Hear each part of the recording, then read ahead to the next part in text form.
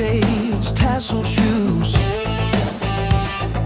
flips a badge that nobody asked for, says, I'm official, how about you? He parks on a red curb, double agent in his own mind, taking notes in invisible ink on enemies he can't find. Undergrounder, racing through a parking lot at noon. Undergrounder, slow-mo jump over a traffic cone. When the world goes quiet, he cranks up the danger in his head. Ketamine, booze, and Jesus jam his own. Imaginary kids get saved again. Yeah.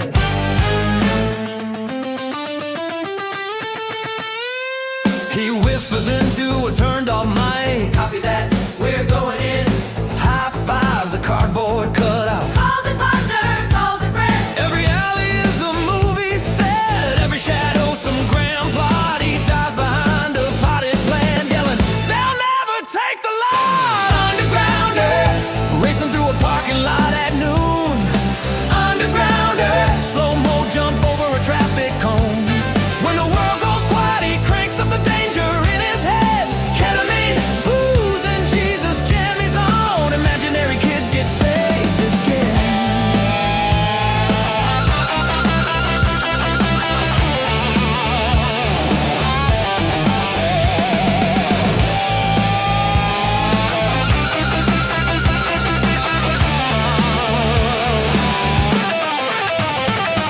Spotlight on his living room floor. Couch cushions and a foreign shore.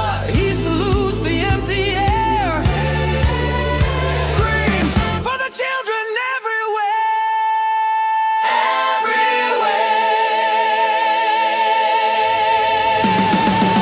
Undergrounder, racing through a parking lot at noon. Undergrounder, slow-mo jump over a traffic cone. When the credits start rolling, he's posing like a paperback hero. Ketamine, booze, and Jesus jam his arm, saving kids that total up to zero.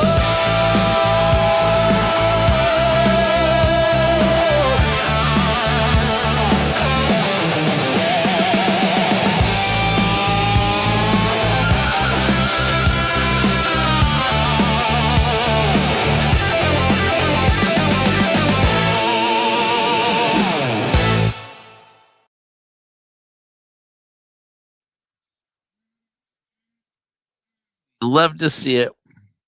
It's another Wednesday broadcast of Hellfire Agency. This is our Wednesday service at the Church of Korihor, which is a mission for critical thinking. Everybody hear me out there in the world? I don't know. So we started a little bit later.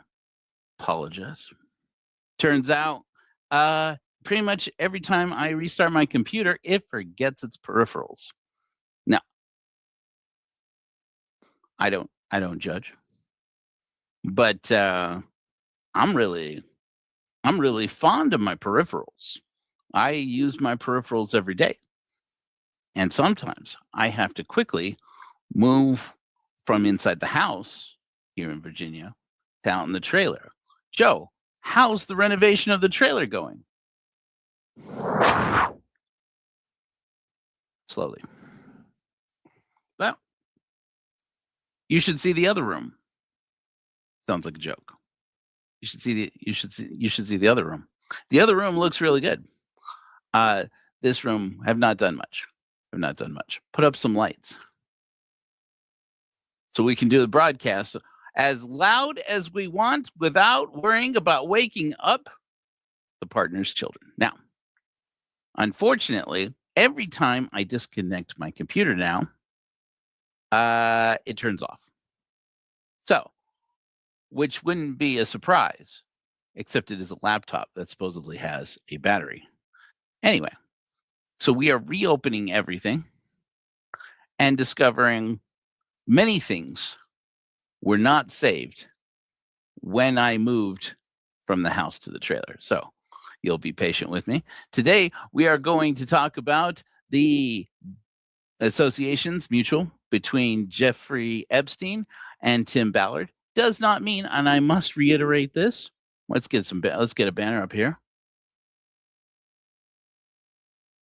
does not mean that anybody is guilty. That's not what I clicked on. Oh yeah, I guess I clicked on both. We're making it up as we go along. We don't have gods to reveal this shit to us, so we make it up as we go.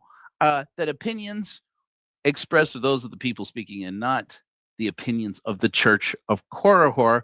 It is an experiment in critical thinking wherein individuals, say for example myself, may express their opinions, which are not proof. Everyone should be considered innocent until proven guilty, at least by the court of law.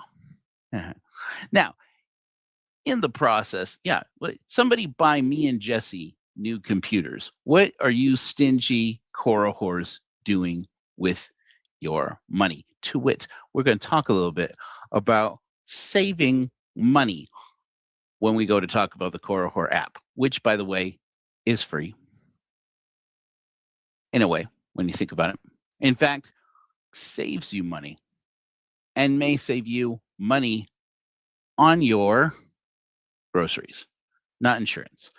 Maybe we eventually will be able to save you money on your car insurance. Who knows? The sky's the limit with the Korihor app. The Korihor app, I have to tell you, is beautiful. It is a beautiful thing.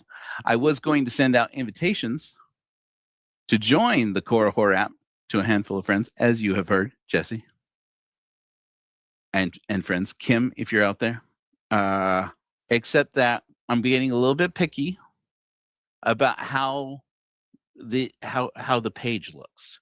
So I'm going to get less picky, and people will be able to join the app. When you join the Korihor app, you will need to have one person on the app who can vouch for that you are a person over 18 and a U.S. person, meaning that you either reside in the United States or are a U.S. citizen. That does not mean that we don't love our international brothers and sisters. We do.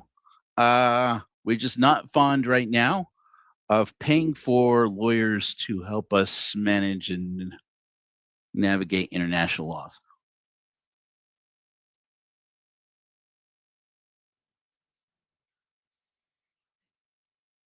The app is a beautiful app, and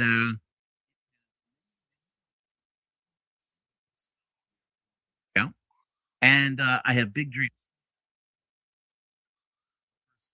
as we like to do. Talk about Tim Ballard. Handsome man, devoted family man, good Christian, Jesus loving man who may or may not be a trafficker. And I mean that literally, because may or may not be a trafficker could be said about any one of us. Now, however, he is very, very deep in the matrix. And by that, I mean to say, let's look here. This is the Epstein Ballard matrix. Oh, look how it's still moving. Look at you move, you beautiful piece of software. This is perhaps my third vibe-coded app is the 6 Degrees of Tim Ballard and Jeffrey Epstein.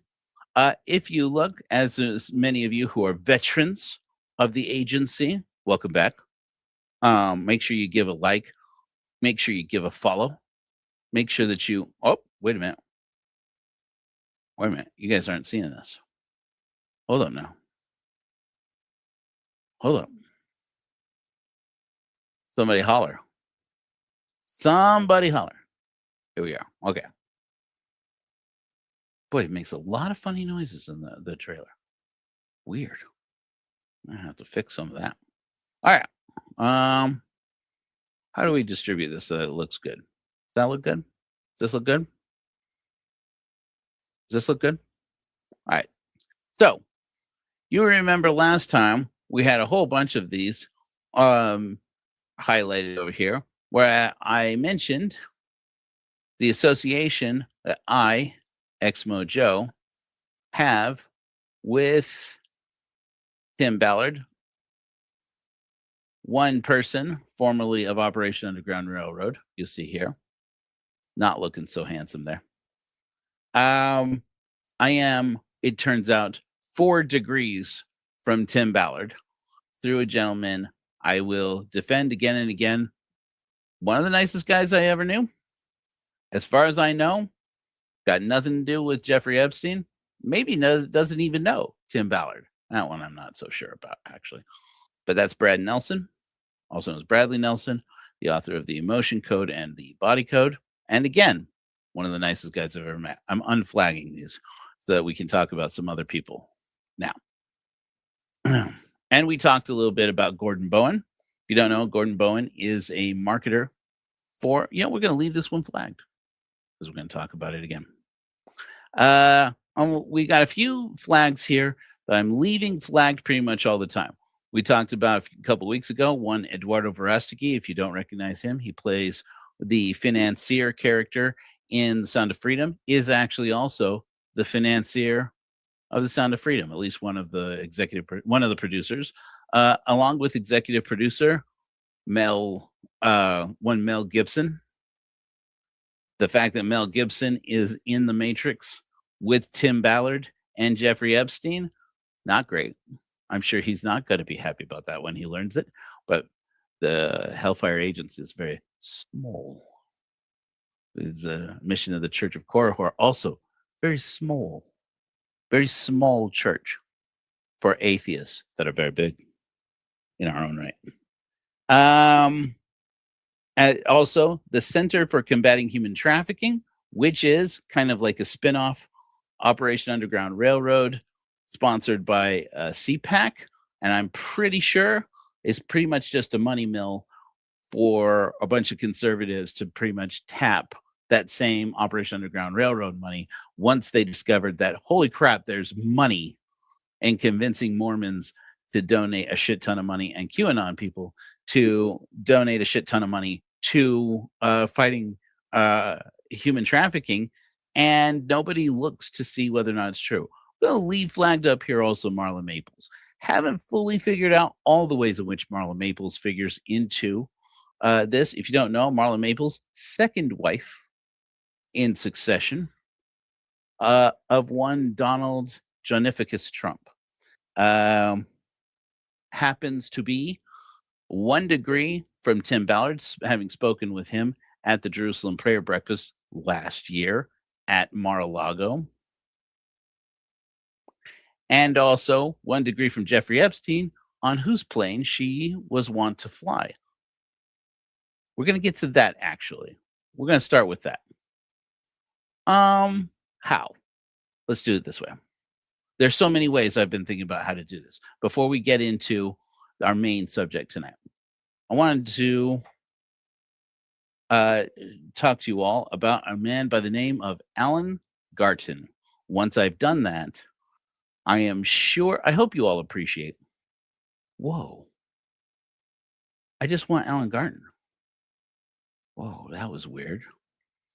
I hope you all will appreciate the sacrifices that I make for you in life, friends. Because, where's Alan? It should have jumped me straight to Alan Garton. I am surely going to get my ass into a lot of trouble. I think I have to pull down this flag to see Alan. Where are you, Alan? Where are you, fucker? Alan Garton. Here we are. We're going to flag him and talk about him today. You'll see Alan Garton is connected to Donald Trump, who is connected to Tim Ballard, 2 degrees to Tim Ballard. Alan Garton is connected to Donald Trump, who's a former associate of Jeffrey Epstein, 2 degrees to Jeffrey Epstein. That is the sad reality of being a friend of Donald Trump's. You are immediately 2 degrees from both Tim Ballard and Jeffrey Epstein. And people said, why do you do this, Joe? I said, because they're closer than you think. And we're going to find all the mutual associations. Now, that being said, you could be 2 degrees from just about anybody. You don't know who your friends know. You don't know. You don't know who the people you met once know. So, again, none of this implies wrongdoing. I'm just saying, if you take all the people who are within 2 degrees separation from Tim Ballard and Jeffrey Epstein, it makes a pretty little red map. You see all those red lines there?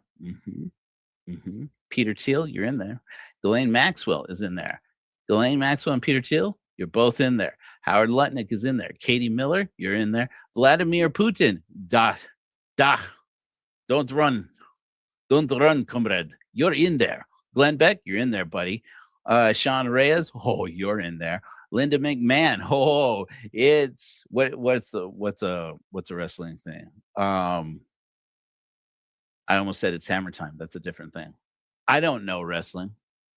Let's get ready to. You're in the fucking Matrix, Linda McMahon, First Lady of Wrestling and nothing else. Jim Caviezel is in there. Oh, you bet he is. Charlie Kirk is in there. Eduardo Bolsonaro, he's in there. Clark Gilbert, the next Mormon prophet, he's in there. Marla Maples, Sarah Bolos, they're all in there. Doesn't mean any of Benjamin Netanyahu, may he rest in pieces. We don't know that he's demised. We don't know. Who knows? Who knows anything? Okay. She got the smackdown. She got the smackdown, he says.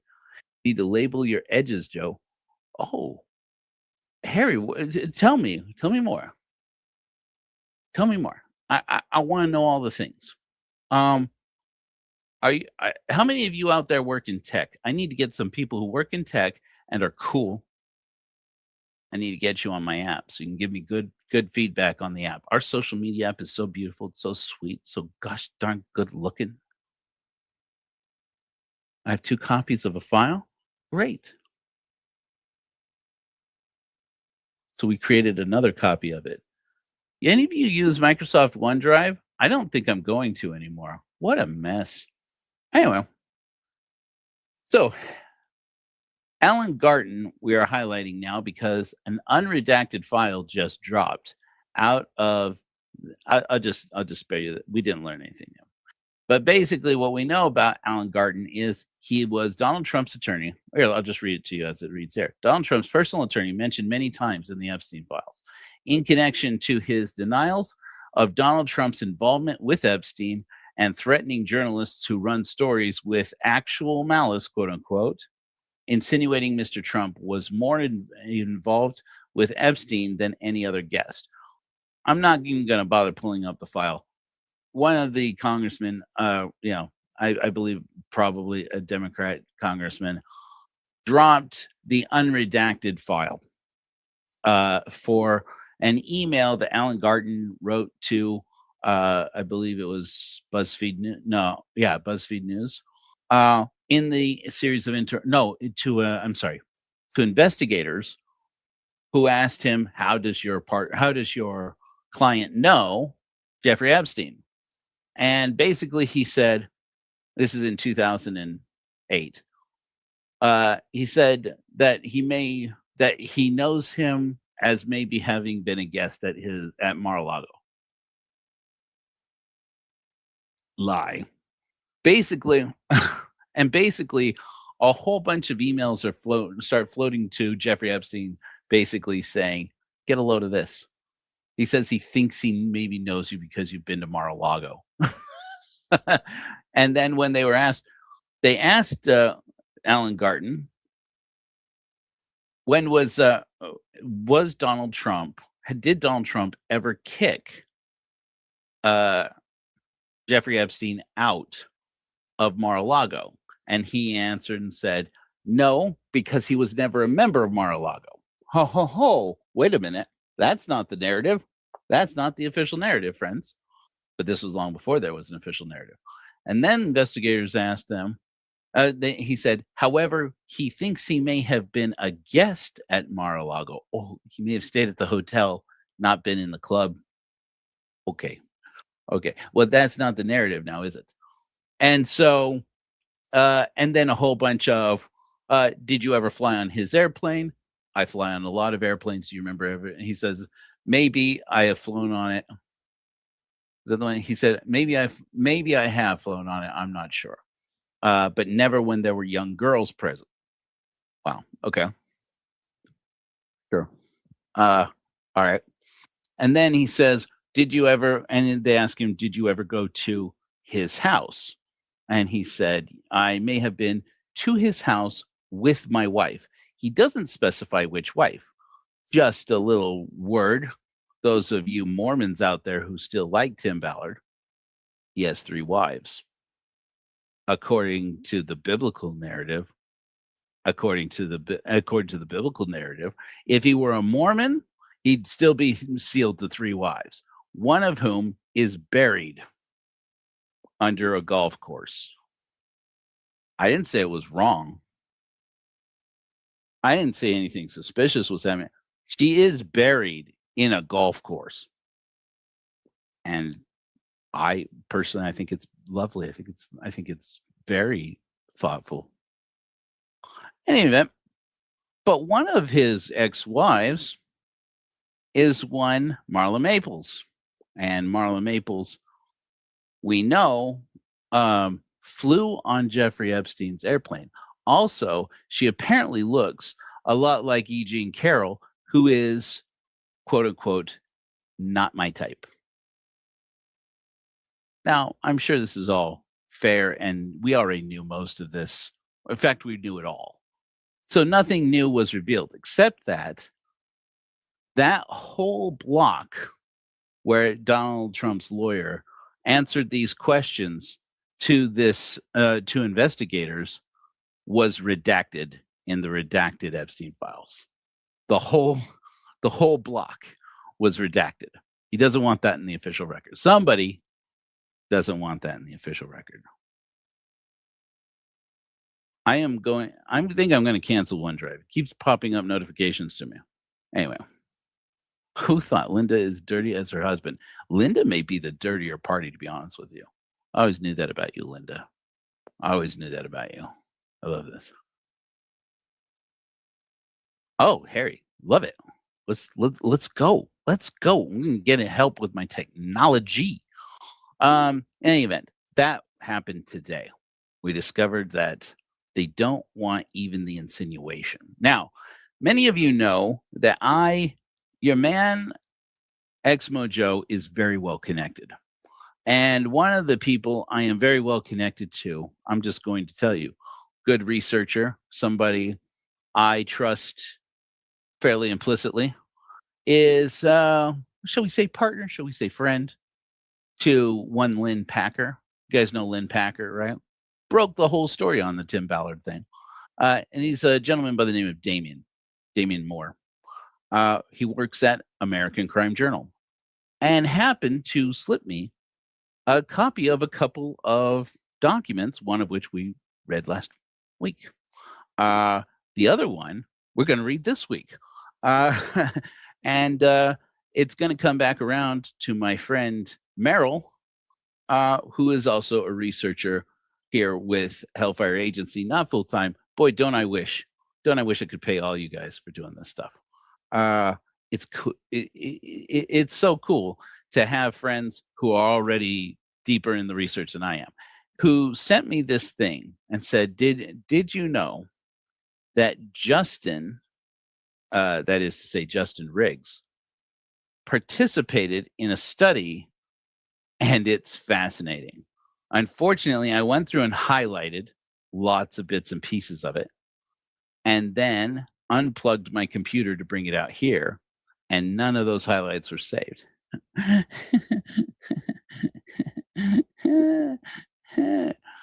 Justin Riggs, as far as I know, is not in the Matrix. But what's curious about him is that he is a Utah-based Substack guy. Are you guys on Substack? Should I be on Substack? Like I need one more thing to do. And apparently he writes from the position of an LDS QAnon person. He also participates in some online forums. And this all got tracked by a person who did their master's thesis, study on on the links between the Mormons and the QAnon crew, which is shed some interesting light on this. Hey, oh, Harry Romo is Merrill is Harry Romo. Cool. Meryl, how do you know so much? How do you know so much techie stuff? Are you a techie person? Do I not know you? Do I not even know you? We've had conversations about this. So yeah, I wanted to and it just so happens while I was doing research, because all this was going on about Justin Riggs says this and Justin Riggs is that.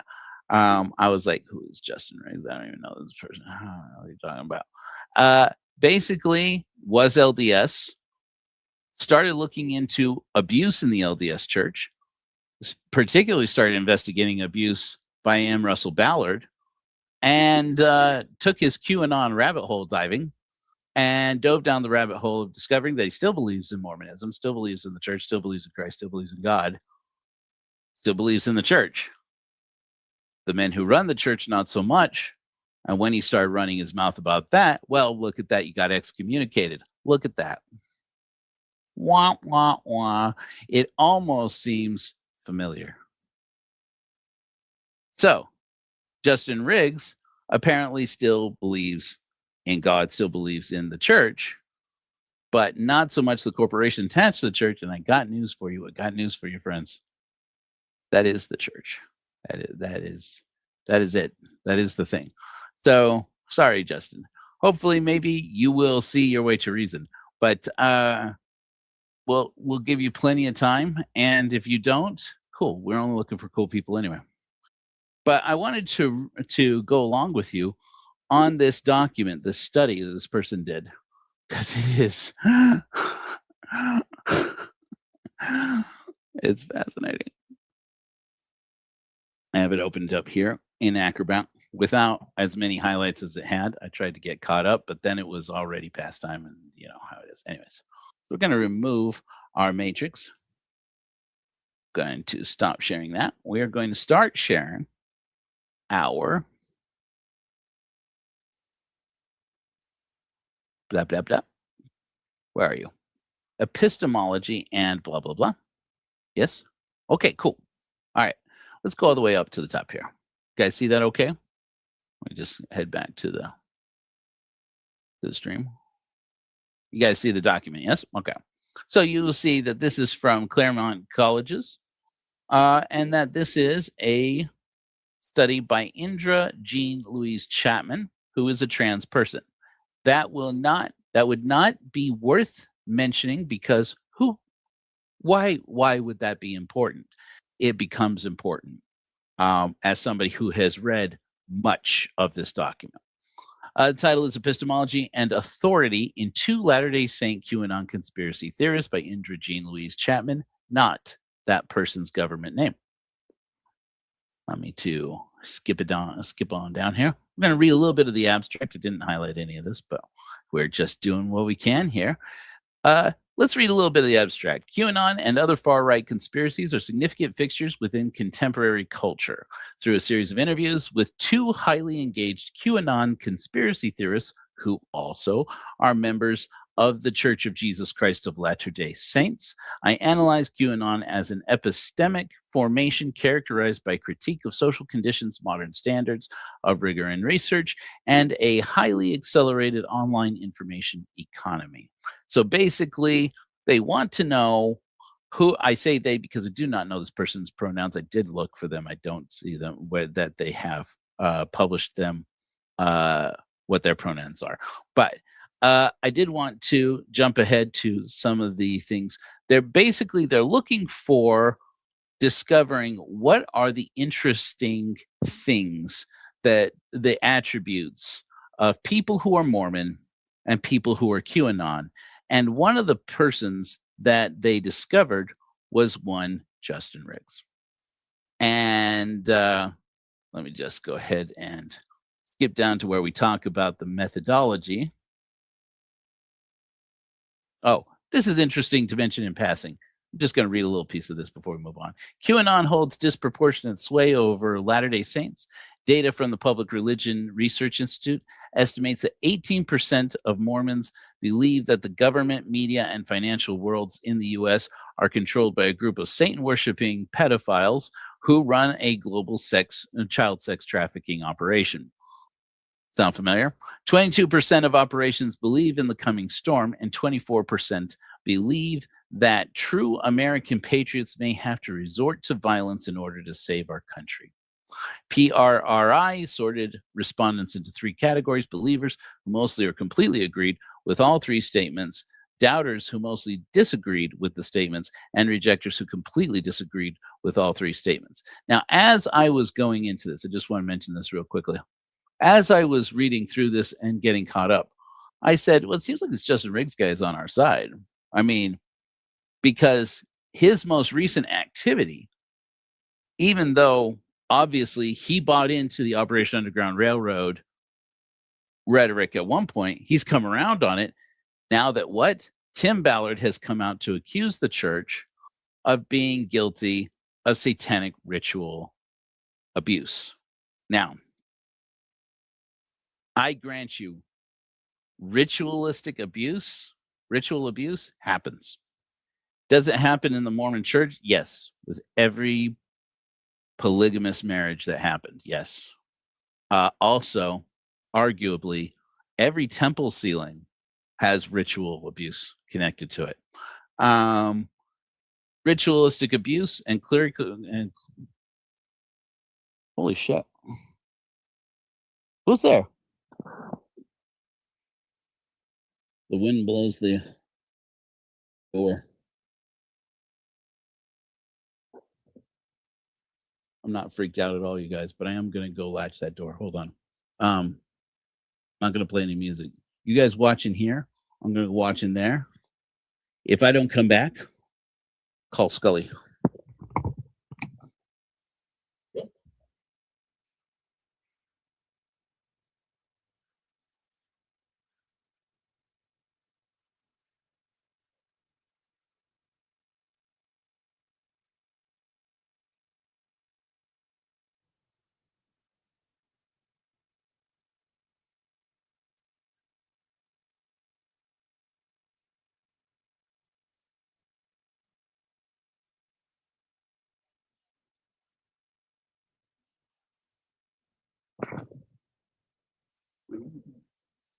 But this is the story.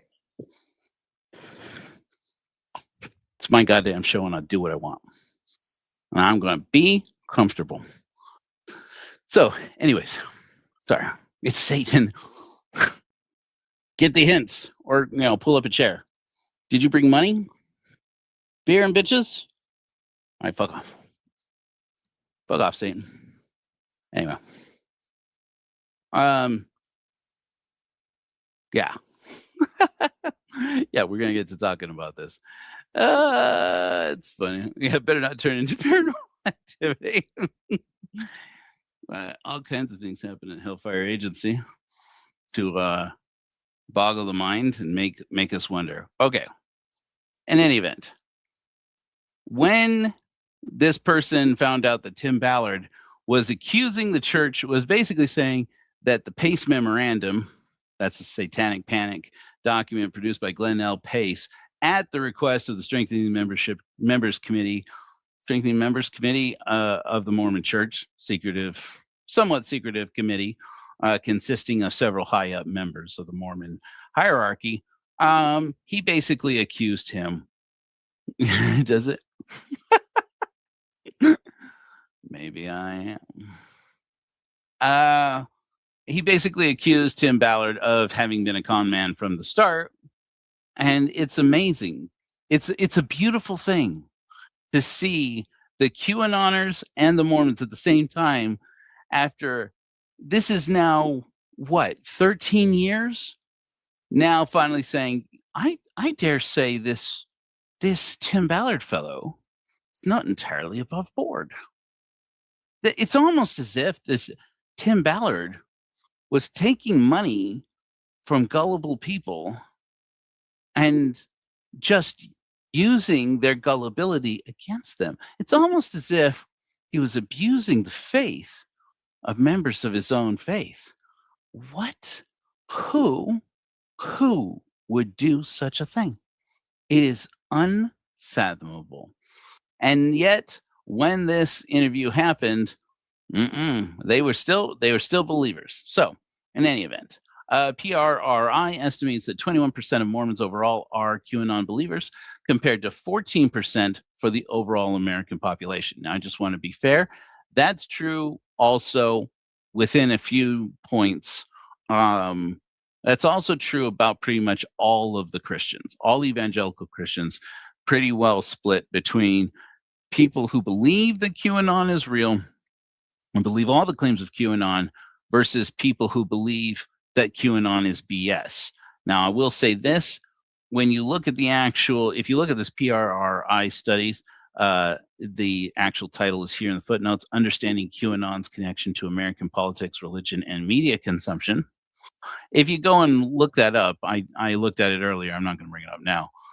You'll see that the number of Mormons interviewed, that in the Mormon membership, the percentage of people who say, I absolutely think this is BS and nothing about it is true, is significantly smaller than it is among white, Hispanic, and Black Protestants. So while the number of Mormons who believe in QAnon is not disproportionately large compared to other Protestant Christians, compared to Protestant Christians, you get on average more Protestant Christians who say, yeah, okay, no, nothing about this is actually true. Now, it's true that there is abuse in the world, but just the way that they're describing it, at the scale they're describing it, the same scale that Jim Caviezel and Eduardo Verostegui and Tim Ballard, etc., have been using to sell people things like Sound of Freedom. I'm sorry, it just doesn't exist. I'm not sorry it doesn't exist, but I'm sorry to disappoint people. You're not going to find that in the real world. But but it's interesting how this person has actually has used social studies, social sciences, to investigate how is it that people come to believe in these things, and what is the science behind creating these narratives. Does somebody actually sit down and create it? Does it create naturally out of panic? What is it that actually comes? How does it come about? We're going to get down to where they talk about how the methodology of how they found their two subjects for this paper, and what was interesting about them. Okay, so this is where they're still going over the church and why interesting things. Ezra Taft Benson, I'm not going to get into that. We spent like a whole episode practically talking about Ezra Taft Benson. Might come back to that at some other point. But this is fairly spot on. For somebody who's never been Mormon, Indra, when you see this, if you see this, you caught on pretty well to the history of how right-wing extremism happens in Mormonism. And Ezra Taft Benson is a name you cannot get away without saying. Oh, good. Then they talk about this guy, Robert Orsi. I didn't know who this person was. Robert Orsi apparently developed a system of creating ethnographic engagement, which are some of his most noteworthy contributions to the field. Orsi takes a hard stance on the responsibility of the scholar doing ethnographic engagement. Basically, this section is how they talk about how researchers going in with an agenda to influence the study, the people being studied, is not ethical. It's not actually studying. You basically have to go in prepared to be a little bit aloof, prepared to be a little bit elusive, and to let the subjects be the subjects. Otherwise, you're tainting the data, right? You want to get the data, and in order to do that, you need to be prepared. Very interesting how they do this. You figure something like this exists, strategies for doing this. But it's interesting how this individual chose to do it. Here we go. So right after this, they talk about needing to interview them by Zoom because they wouldn't if for no other reason than that they wouldn't get vaccinated. This is the subject. This is the paragraph I was looking for. My subjects were well-spoken and displayed positive attitudes towards me. Interviews were generally relaxed, personable, freewheeling, and fairly intellectual. You're welcome. My subjects were both well-read, which allowed us to communicate clearly and intelligibly about history, philosophy, and politics. They generally appeared to speak candidly about their perspectives and stories, and were honest when they did not wish to answer a question or felt that they could not provide a confident response. At times, the interview would lose the plot, and I would occasionally have to recenter us after a long conspiracy-minded diatribe or a period of erratic topic changes.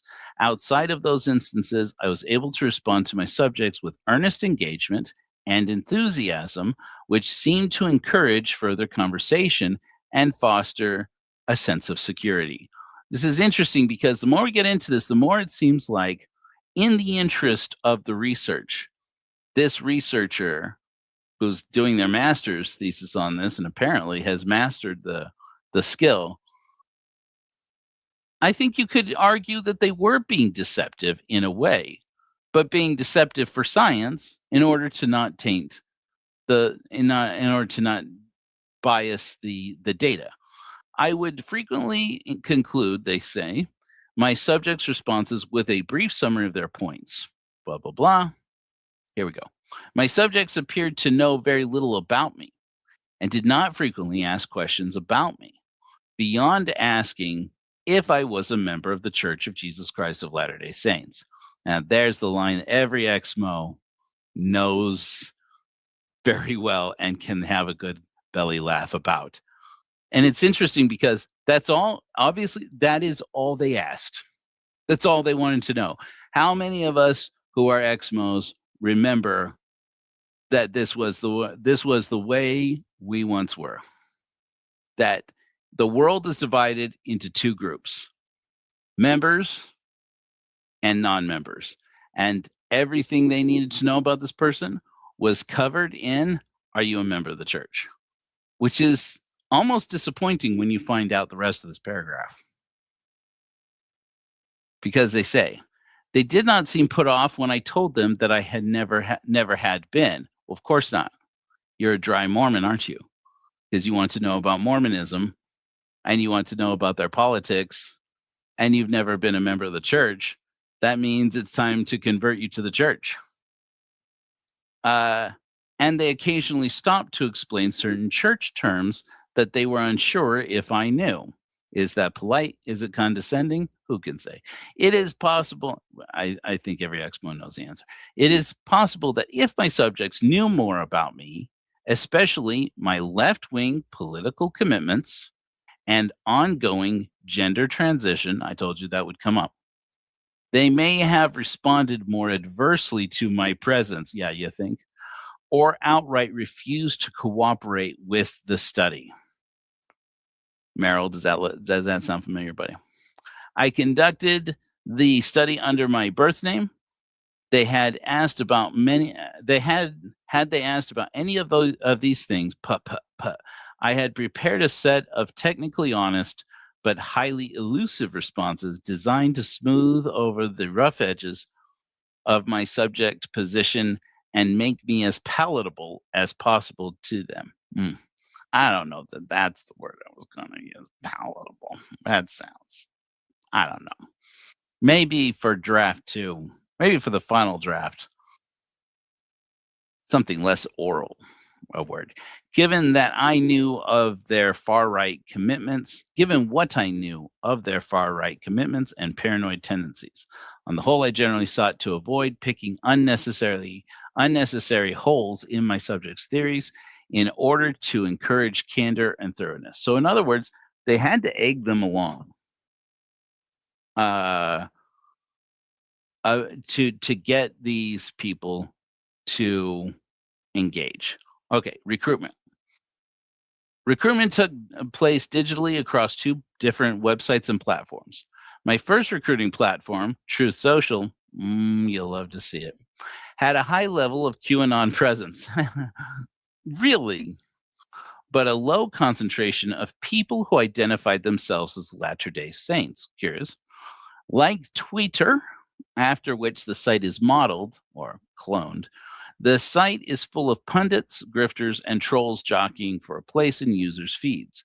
The atmosphere is overwhelmingly right-wing with very little content moderation. Sounds familiar.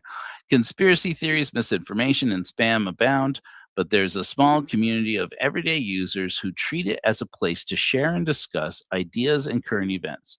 I was able to find one of my subjects, Jonathan Plum, by researching for the hashtags #LDS and #QAnon using a recently created account. I publicly tagged him in a request to interview. Truth Social did not have a direct messaging feature at the time. Curiously, the Korihor app already does. Just saying. One user on the Korihor app already has a messaging platform. I don't know. I'm just saying. Just saying I'm kind of a code genius. It's just that I wouldn't describe myself that way, though anybody here would. I publicly tagged him, blah, blah, blah. He responded, and we conducted our first interview as part of a separate oral history project before continuing our interviews later that winter after full IRB approval. My second recruiting platform, the LDS Freedom Forums, is a message board populated almost exclusively by Mormons. And this one was fascinating. I may hop over here and show you a few things. This I learned a thing today. With subforums for news, faith-based discussions, and conspiracy. I made several posts on the conspiracy theory subforum called Secret Combinations. Boy, we're going to get some pay dirt out of this paper right here. This is worth the price of admission right here, which is being in a Facebook group chat with Damien and Merrill. Several, which I enjoy and get great information from.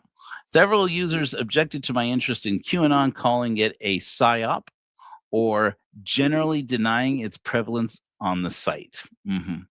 Justin Riggs, a prolific user whose posts comprised 1/3 of 1% of all posts on the site, responded in January 2023 to indicate an interest in participating.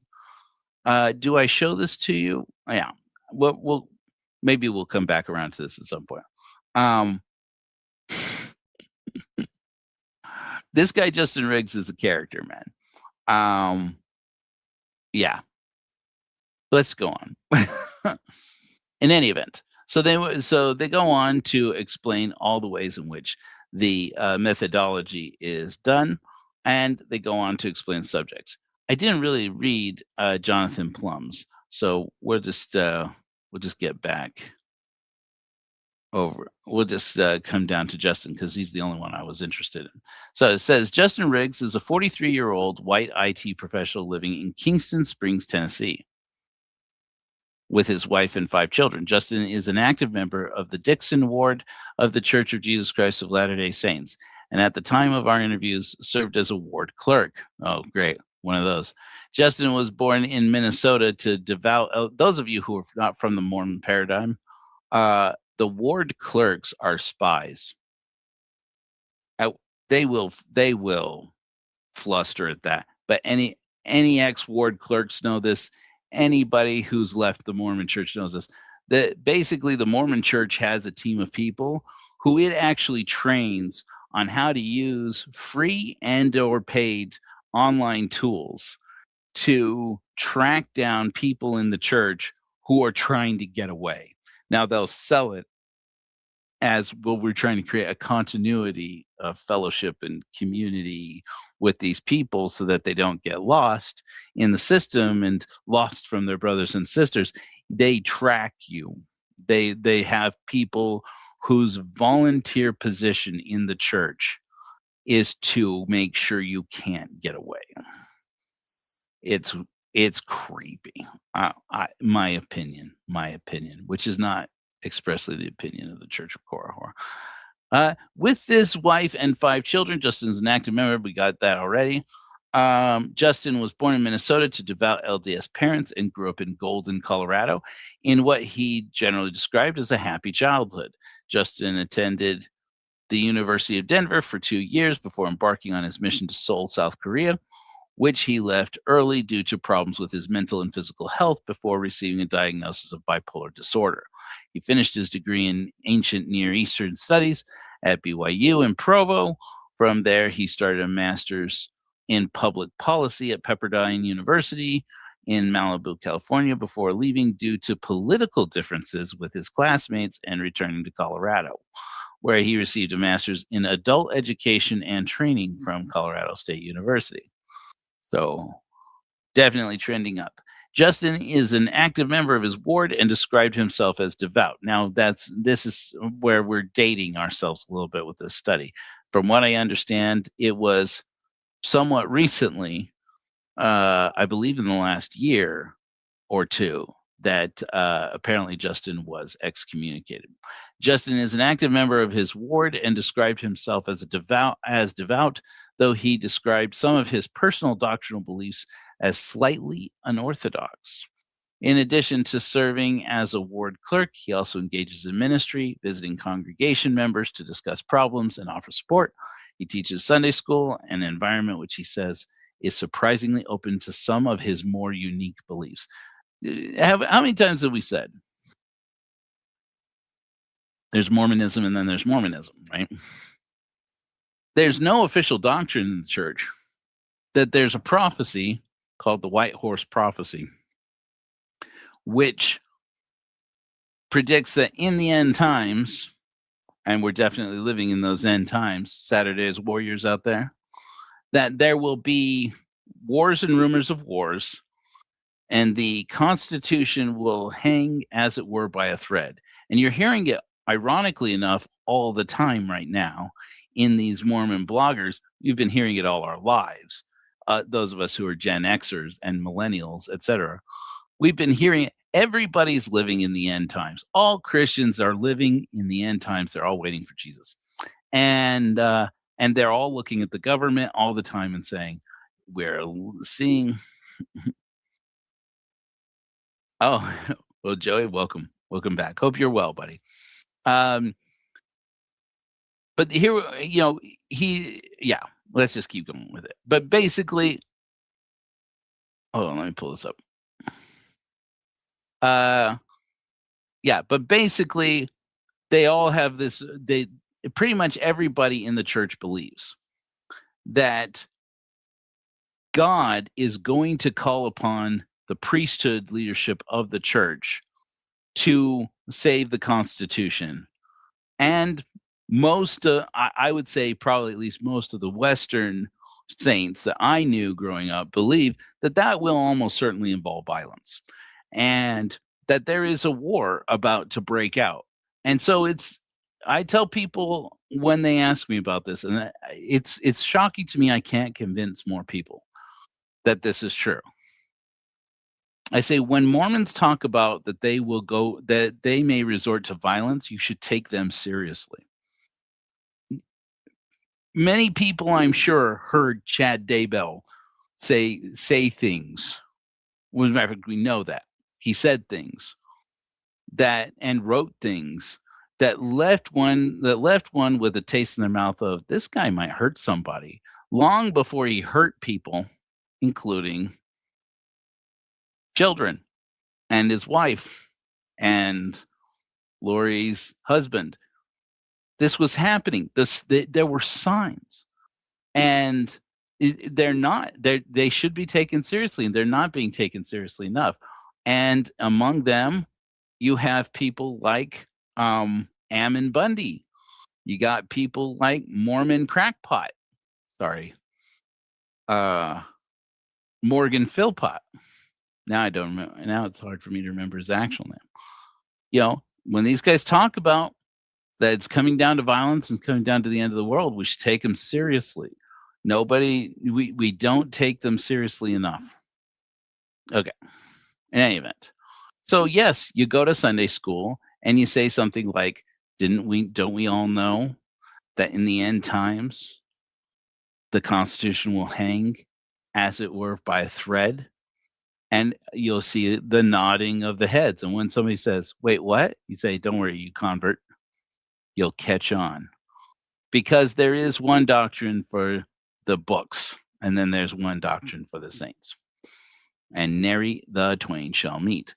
Justin was released from his calling as ward clerk due to his public advocacy of conspiracy theories about Russell M. Nelson and other high-level church authorities.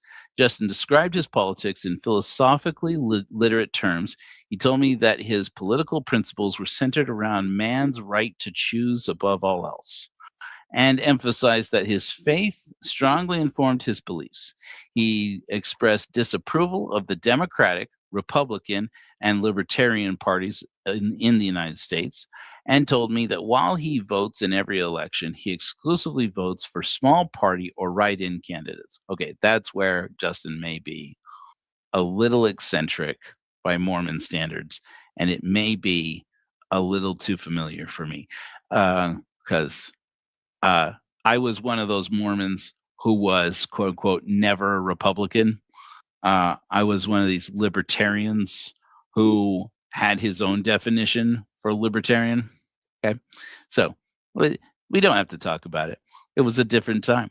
It was a different time.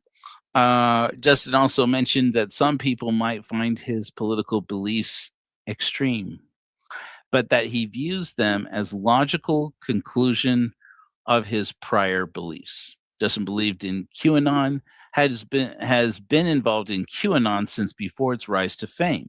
He was part of communities who interpreted and researched Q drops on the Great Awakening.win. You know that you're old school in anything when it's got a .win. If it's a .win, my God. Hello, Generation X. A QAnon-focused sub-community website platform similar in structure to Reddit. Justin is also a prolific poster on the Latter-day Saint Freedom Forums, where he has been active in developing and discussing conspiracy theories. He described facing hostility in non-Mormon online communities, saying there's a pretty strong anti-Mormon thread there on Great Awakening. .win, but seems to have a positive reputation on the explicitly Mormon LDS freedom forums. Oh, you think? So, anyway, I wanted to show this to you while we're on the subject, because LDS Freedom Forum is surprisingly open. If I go into Google and type LDS Freedom Forum secret combinations, let me go ahead and stop. Well, let me go ahead and remove that and start sharing this screen.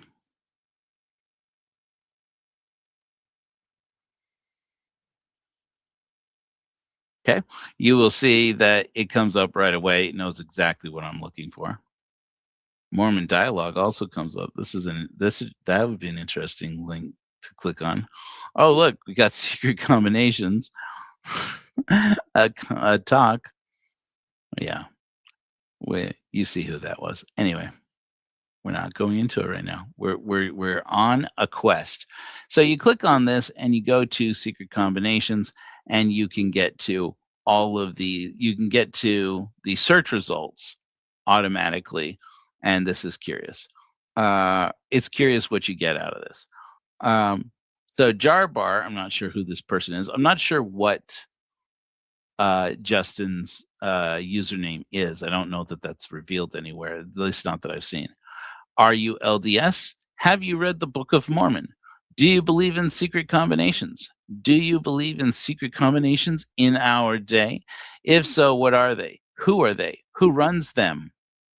What are they planning to do? Have they infiltrated the church and play the most realistic PC game of 2026? I don't know if this is just like an ad for the platform or what. I don't know. By the way, I do want to mention, because it's worthy of mention, you won't find ads for corporations on the Korihor app.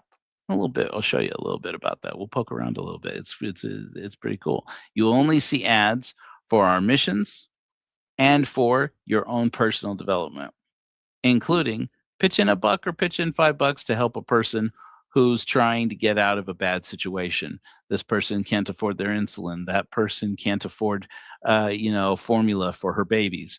This person needs to put down a security deposit, so that they can get out of an abusive relationship. Those are the things that you're going to find on the Korihor app, and never once will you find that we sell your data. Never once will you find that the Church of Korihor lets AI use your data to train its models. In fact, according to our laws of robotics, we poison your data if our network gets breached in any way, so that it specifically can't be used for training AI. In any event, I just thought that would come in as useful information for people there in the future who can sign up on the app. All right. Let's see here. Somebody responds here. This is Spark plugged. Yes, at least 20 times. That's how many secret combinations. In the Book of Mormon, those of you who are uninitiated, secret combinations are organizations that have like secret handshakes and where people get together and know each other as being by symbols and signs and passwords as being part of the same club, not reminiscent of anything at all. But who knows? Who knows? It's a totally invented thing that just first occurred in the Book of Mormon, I'm surely. But these people are saying they see it today in the world. Secret works of darkness, everything from governments and higher level organizations such as the UN or central banking, down to little secret groups among missionaries in their respective missions. Now, wait a minute. This is Mormons calling each other out, saying that there are secret combinations among Mormon missions. Not paranoid at all. I have to say, there was Raid Shadow Legends. There was not as much booby in this website when I was looking at it earlier today. These LDS, they call us Korihors, but LDS, you'll sell anything, man. You guys will sell anything. Saints, clean it up. Down to little secret groups among missionaries, boom. Put in simpler terms, they all have intent somewhat resembling Cain. Take from others by hurting them and cover it up. In other words, those still fighting on the other team from the war in heaven. Now, there's a lot in here that needs to be unpacked. He who hath ears to hear the racism. Put in simpler terms, they all have intent somewhat resembling Cain. Take from others by hurting them and cover it up. In other terms, those still fighting on the other team from the war in heaven. They are run by evil people who are influenced by the inner natural man and mentored by Satan. Murder, enslave, conquer, destroy. Depends on which group you are talking about. But if so, God would cleanse the leadership of the church in his own way.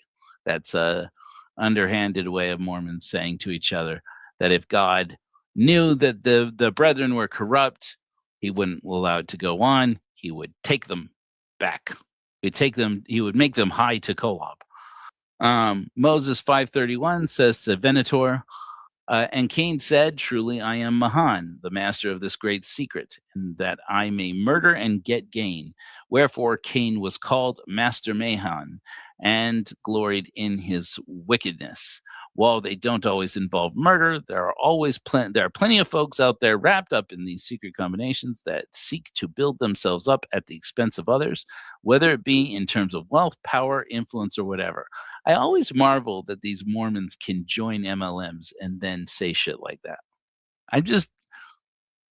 That being said, I don't specifically, and I'm going to lose friends over this one day. I don't particularly dislike MLM as a business model. I just dislike pretty much all MLM companies. As a model, I don't hate it.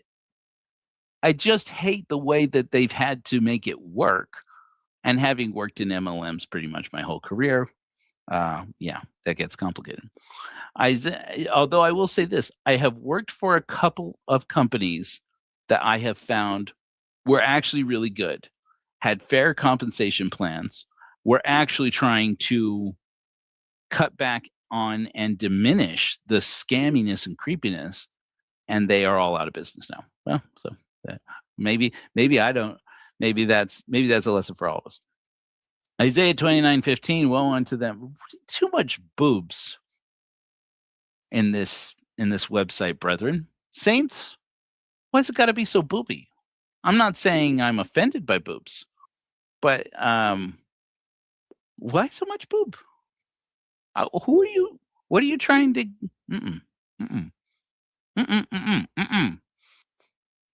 You don't need it.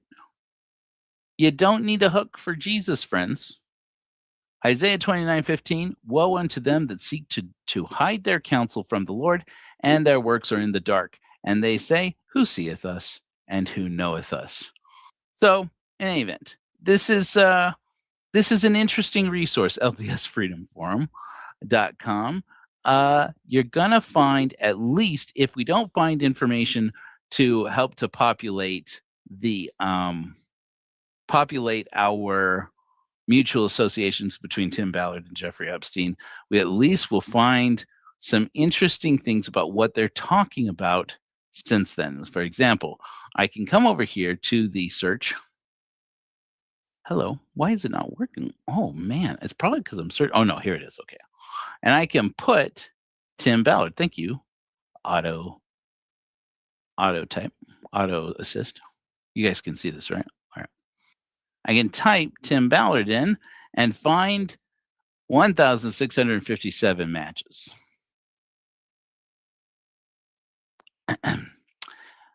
For example, Bonhoeffer, interesting character if you know where that came from. I strongly suspect that Bonhoeffer is somebody that we know, at least the person going by Bonhoeffer. In any event, December 28th, 2025, just recently, well, comparatively, says, I think Russell Ballard then tried to unofficially tap Tim Ballard in anticipation of this, who had the right clean-cut look, the right background, the right blend of Mormon institutional fidelity, with strong pro-U.S. sentiment and rhetoric. Let's click on that, shall we? This is by InfoWarrior82. I'm reading this for the first time. I'm opening this for the first time. Again, this all came about today, this new research. I have a strong inkling we're going to find that if this is not our man, this is going to be somebody close to him. Anyway, that looks familiar to me. I'm going to go ahead and open this. Does it give you any information? Oh, I think I'd have to be logged in. Okay, whatever. You notice I'm getting into all this information without logging in. This is public facing. InfoWarrior82 wrote, or well, they copied in, fractal light harvest. Interesting. Many of them may transition to the other side fairly quickly at this point, as often talked about. That means murdered or killed. Quote, I think Bednar was originally tapped to be the next McKay, Grant, or Hinckley and become basically a Mormon cult leader prophet. I mean cult in the good sense of the word, as in he was meant to have a cult following like Hinckley did. But I think they've struggled as an institution with molding him being too naturally obtuse and not subtle enough in his management style to engender a cult following given his strong authoritarian approach. Boy, that's one way of saying it. I think he was originally chosen precisely because he was so stern, but it seems like that has backfired because they haven't been able to temper it, and he doesn't have the grandfatherly panache of Hinckley or the distinctive, smoother style of McKay. I think Russell, you guys like that? You guys should we do more impersonations? More prophet impersonations, I hear you say? I hear the comments from the other tabs saying, Joe, give us more. Give us more. Prophet impersonations. More that we can enjoy. I think Russell Ballard then tried to unofficially tap Tim Ballard in anticipation of this, who had the right clean-cut look, the right background, the right blend of Mormon institutional fidelity with strong pro-U.S. sentiment and rhetoric, and already had a cult following with his non-profit work, but that seems to have burnt out even quicker. Ego is what's killing the Mormons, in my opinion, but it's burning down many other religious institutions besides them as well. It seems that there is an institutional desire to recreate the tone of Mormonism's heyday while still increasing profits and engendering the institution to the broader religious community, but I'm not sure this is possible. They'll have to either choose their unique culture or else be whitewashed by mainstream corporal religion. Again, I'm not saying I know this, but this sounds like it might be our man. And I wish that I had had time to research exactly where that all came from. Oh, this is interesting. Ransom. It's an interesting profile picture. Ransom me. Interesting. Yeah, Bednar is definitely on the spectrum for sure, he says. Why you gotta shame the Spiceys? What do we have to do with you? Why you gotta be like that about it? That's being cruel to those who are actually on the spectrum. Oh yeah. Oh, thank you. Who is this? This is Bonhoeffer. I surmise he's an arrogant a-hole, high on his own penishood power, and is anxious to lord over the world, so he thinks when given the chance. Here's my point. It gets spicy in the Mormon forum. Should I bring up the other one? I don't think I will. So our friend Merrill actually engaged from one of the swarm's many accounts. If you don't know, that's partly how Merrill gets good info. And engaged directly with Justin Riggs, this person. And this Justin Riggs posted in his Substack a whole bunch of the interactions he had with our friend Merrill, in which I think he refers to him as bitch ass more than once. These Mormons get spicy when you step on their heroes. In any event, so yeah, that's the story. I'm trying to find in here the other clips that now have been lost to the highlighter. We wanted to go over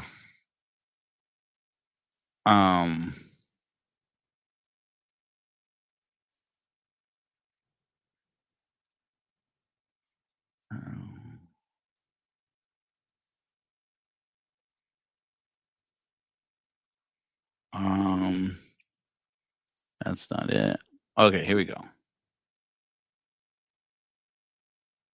Okay, so these are the QAnon identity questions. I'm going to go ahead and share this page with you guys so you can see. Share. Going back to our study here. So basically, this individual ended up coming up with 3 questions they took from this study as topics of conversation with both Jonathan Plum and Justin Riggs, who were the subjects of their study. And they asked them these 3 questions to see what their response is.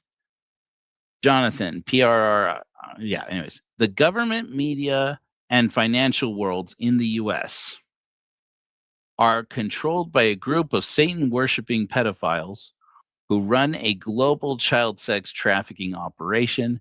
Response, somewhat agree. There is a storm coming soon that will sweep away the elites in power and restore the rightful leaders. Somewhat agree. Because things have gotten so far off track, true American patriots may have to resort to violence in order to save our country. Strongly agree. So there we go. Let me see if I can get to the one with weird, man.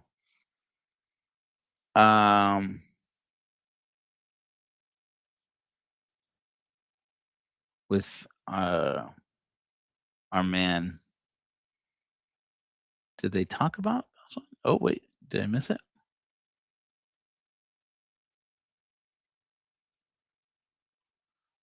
With our man Riggs. Well, maybe not. Maybe I didn't. Maybe I skipped it somehow. Anyway, not that interesting. But neither of these individuals qualify as of yet for the Epstein Ballard matrix. You're welcome. But what is interesting to me is how much information can be gleaned if we're willing to continue to go down the rabbit hole of going into these forums, because that's how you discover the people whose mutual associations actually do get them into trouble.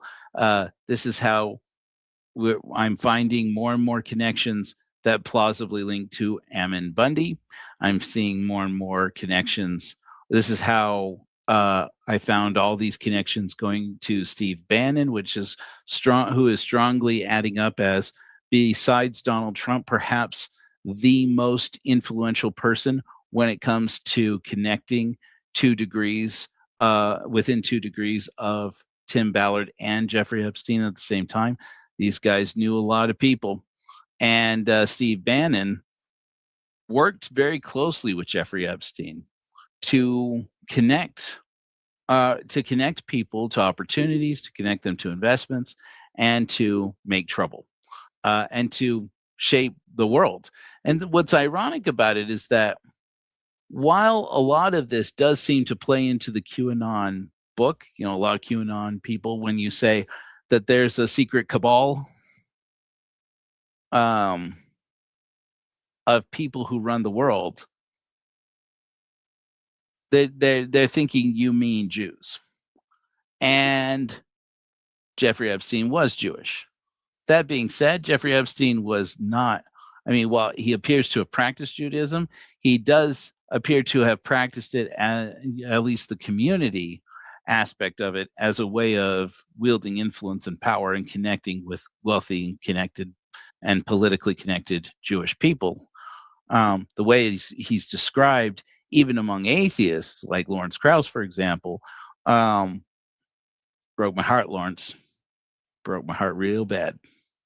As being a person who liked interesting people. Okay, all of us like interesting people. Not all of us are doing what Jeffrey Epstein was doing. And all these people who were closely associated with him, after his crimes were revealed, it's suspect. It's suspect. I can understand needing money. I can understand needing access, needing jobs, needing travel arrangements. As Bill Clinton claims, he wasn't able to move with the money that Clinton Global Initiative was throwing around. They weren't able to move that number of people around as easily without the use of Jeffrey Epstein's plane. Never heard of NetJets guy? All right. Anyway, cool. Maybe that didn't exist back then, actually. I just don't buy it all. But who knows? Who knows what the answer is? But the more we look into it, the more I look into it, the more interesting names come up where I say, if I throw that in the Epstein files, is there a hit that's going to come up? Or if I throw that into Wikipedia, am I going to find a connection to Tim Ballard? And 9 times out of 10, the answer is no, but there's that one time out of 10. And it's interesting how often somebody tells me, it just feels like you're wasting your time. But what did you find out? Did I push my most recent changes? We're gonna head on over to the app here. I have mentioned more than once, I think. We Korihors now have an app. And I want to kind of give you people a vision of it and see some of the changes on it, if you don't mind. Yeah, everything is Satan worshiping. Yeah, it's strange, you know. Yeah, that's a good point, Harry. That Ballard misquotes Bonhoeffer. Mormons generally do. Mormons abuse their heroes. Make them say things they didn't actually say, make up stories about them. There's something to say for the myth makers, right? The myth making mind. The myth making mind that says, well, I know what DNA says about Thomas Jefferson's kids who were slaves. And about Sally Hemings. I know what the record says about Sally Hemings and Thomas Jefferson. But I like Thomas Jefferson. So that's all that you need. And it's the same rhetoric you still hear out of Tim Ballard's mouth. And Tim Ballard says, well, people need to give. If you don't know, we went over this before, how Tim Ballard went on a podcast where they asked him about the Epstein files. And he said that you should give them a break. Just being in the files doesn't make you guilty. Surely that's true, but being in the Epstein files a lot raises questions, and they're legit questions. And anybody be justified in saying, why are you in there so much? What's going on behind the scenes? What does this mean over here? The little innuendos. It's disgusting, when you look at it again and again. The references to Stephen Hawking, shocking. The things that we've learned about Stephen Hawking from these files. And I just went, wow, I'm trying hard to keep it together here. But, we had the situation where Tim Ballard went on this podcast and he said, for example, Alan Dershowitz is named. Oh, yes, Alan Dershowitz is in the files. Alan Dershowitz, we know, was accused by Virginia Giuffre. And he says, and I know that can't be true because I know Alan Dershowitz. This is how we decided, by the way, Timmy, when you see this. This is the moment when I said, that's it. We're building the Matrix. I said, I didn't know that Tim Ballard knows Alan Dershowitz. How does Tim Ballard know Alan Dershowitz? How many people in Jeffrey Epstein's inner circle does Tim Ballard know? And why is he suddenly so anxious to defend them if he's not in there? Now, again, to the best of my ability to discern, I have not found Tim Ballard, his name, anywhere in the Epstein files. Congratulations, Tim Ballard. I do not find Operation Underground Railroad in there anywhere. That is to say, I don't know that they haven't been redacted. And I don't know if they're among the files that just mysteriously ended up not being part of the document dump, of which we now know there's at least multiple instances they have now been compelled because of public backlash to release interviews naming a certain high up individual in the U.S. government. I mean, how do we know that we don't know? And we won't know until we know all of the connections, or at least enough of the connections to answer things like this. How do you know Alan Dershowitz? Why are you convinced that Alan Dershowitz can't be guilty of this? If I can be convinced that Lawrence Krauss, one of my favorite atheists ever, one of my favorite writers ever, one of my favorite cosmologists ever, that he's dirty. It's weird. The sounds out in Virginia. Hello? Hello? Could be. Let's see. We're talking about Dershowitz? No. Oh, Krauss. If I can be convinced that Lawrence Krauss getting mentioned as many times as he gets mentioned makes me suspicious of the things he says, and then go and read some of the things he says in his emails and in his private conversations with Jeffrey Epstein and go, holy crap, they're talking about girls. He knows what Jeffrey Epstein does with girls. Lawrence. If I can be disillusioned on Noam Chomsky and Bill Clinton, okay, I admit I gave Bill Clinton more room than he deserved because I liked his politics. At least I came around on a lot of his politics. But this is what critical thinking means, guys. It means that you have to know that you can meet your heroes, take with a grain of salt that the things you liked about them weren't bad just because they turned out to be bad.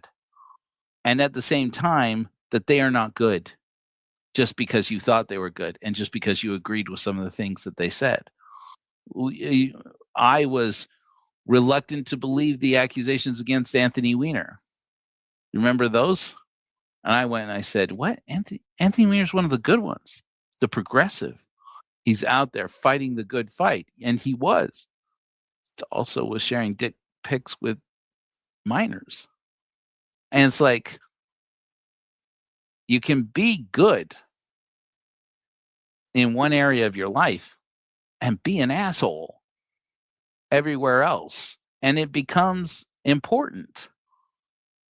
But then there's this myth-making mind, and it's strongly connected with this Mormon defense. That I'll often say Tim Ballard. I would say back before he was excommunicated, and I said one day we will look back on this after Tim Ballard's kicked out of the church, and they will say we never talked about him like that. And I'll say, see, they're doing it now. They're doing it now. Once upon a time, they talked about Tim Ballard like he was Joseph Smith. Once upon a time, they talked about Donald Trump like he was Joseph Smith. Joseph Smith, we've known this man's crimes. For over 100 years, we've known this man's crimes. And still to this day, they make videos. Jacob Hansen made a video a few months ago, a couple of months ago at least, in which he says, he asked, was Joseph Smith a pedophile? This is not up for question, friends. This is well known. This is known. This is a known commodity. Yes, of course he was. And he says, and he brings up Helen Mar Kimball. And brings up, these quotes, does not nearly dive into the whole subject of all the records of what Helen Mar Kimball herself said, of what was said by her father, Heber C. Kimball, a man we grew up hearing quoted in the Mormon Church without any reference to the many quotes that compromise him as being literally a trafficker. And, and here we thought of him as a spiritual giant and said, he can't be a bad person. I feel so good about him.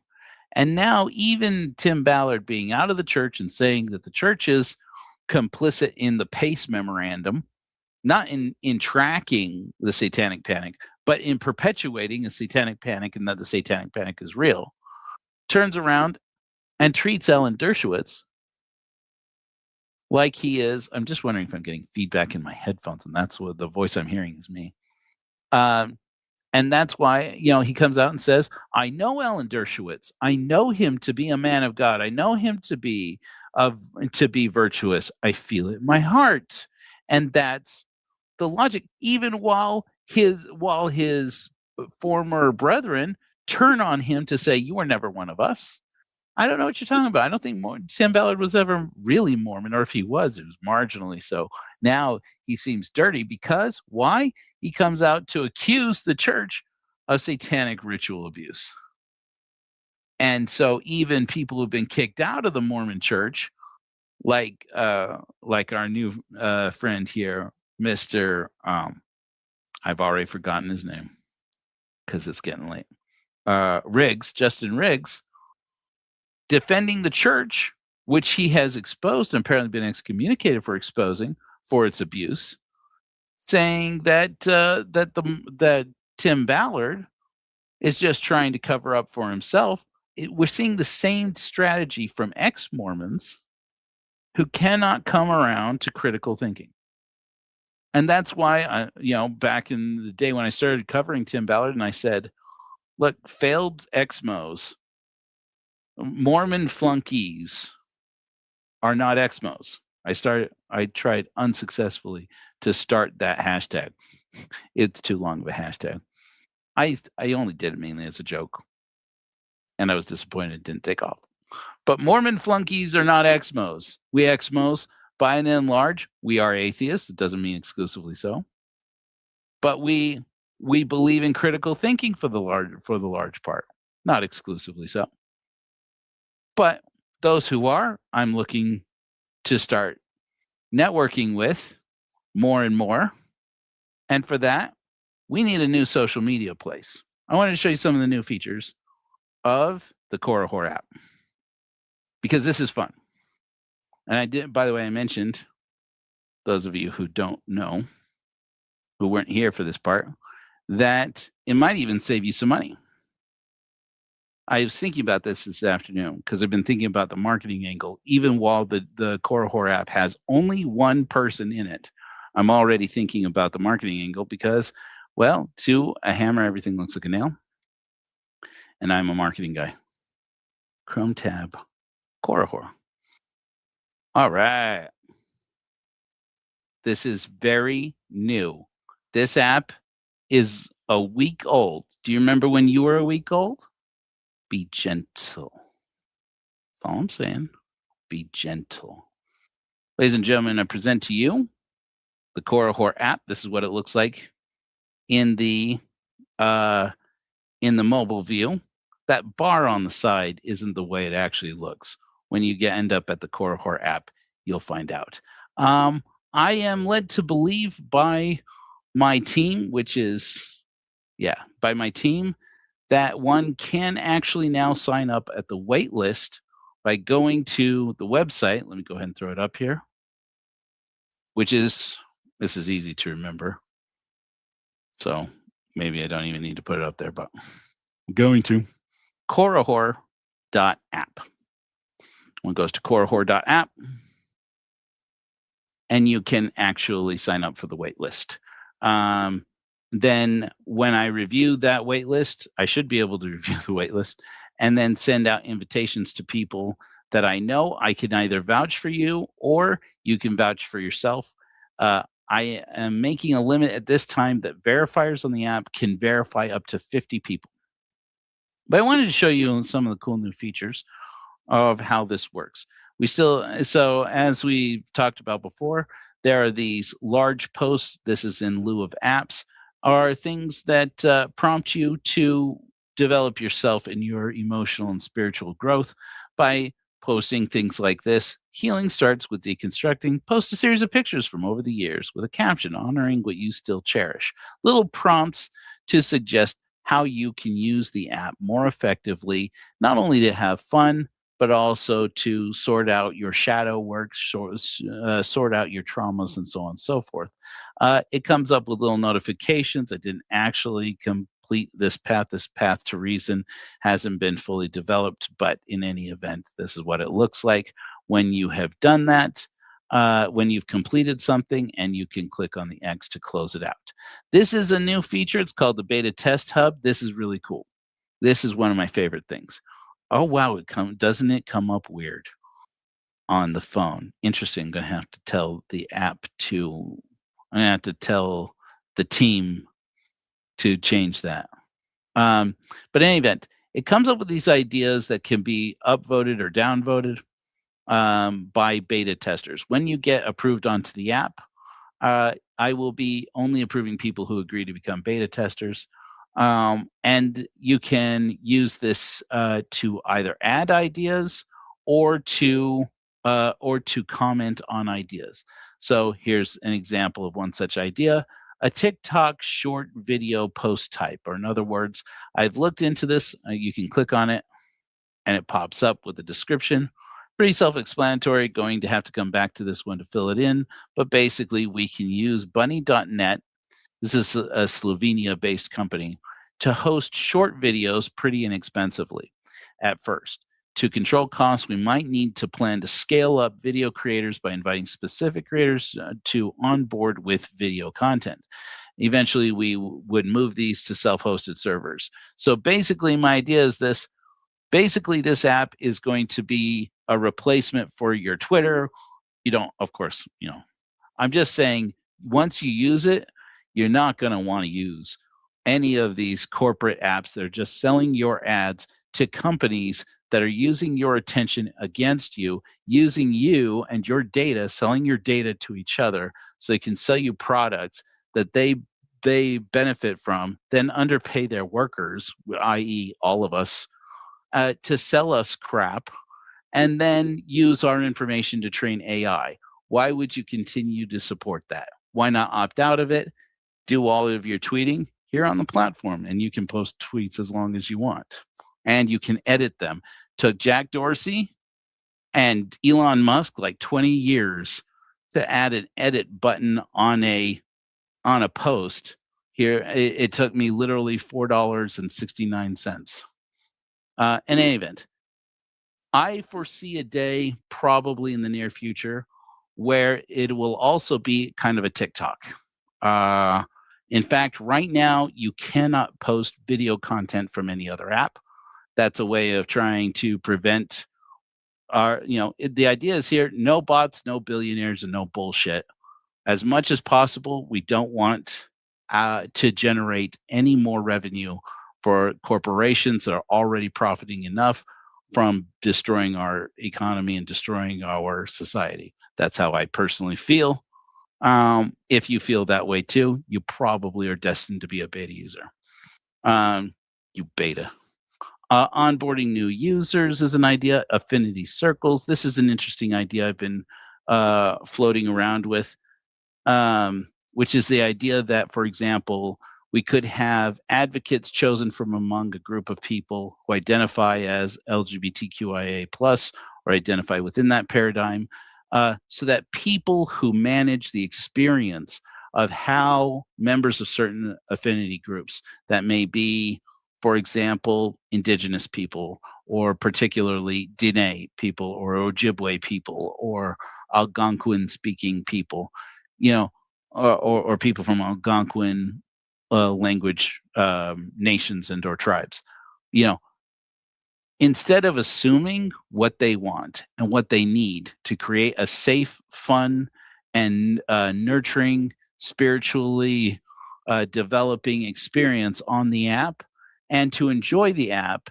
and to build their community, instead of making those assumptions and arguing amongst a bunch of white and or cisgender and or straight people, let's let them decide for themselves. Let's let them decide what they want to see happen and represent for themselves what makes a better experience on the app.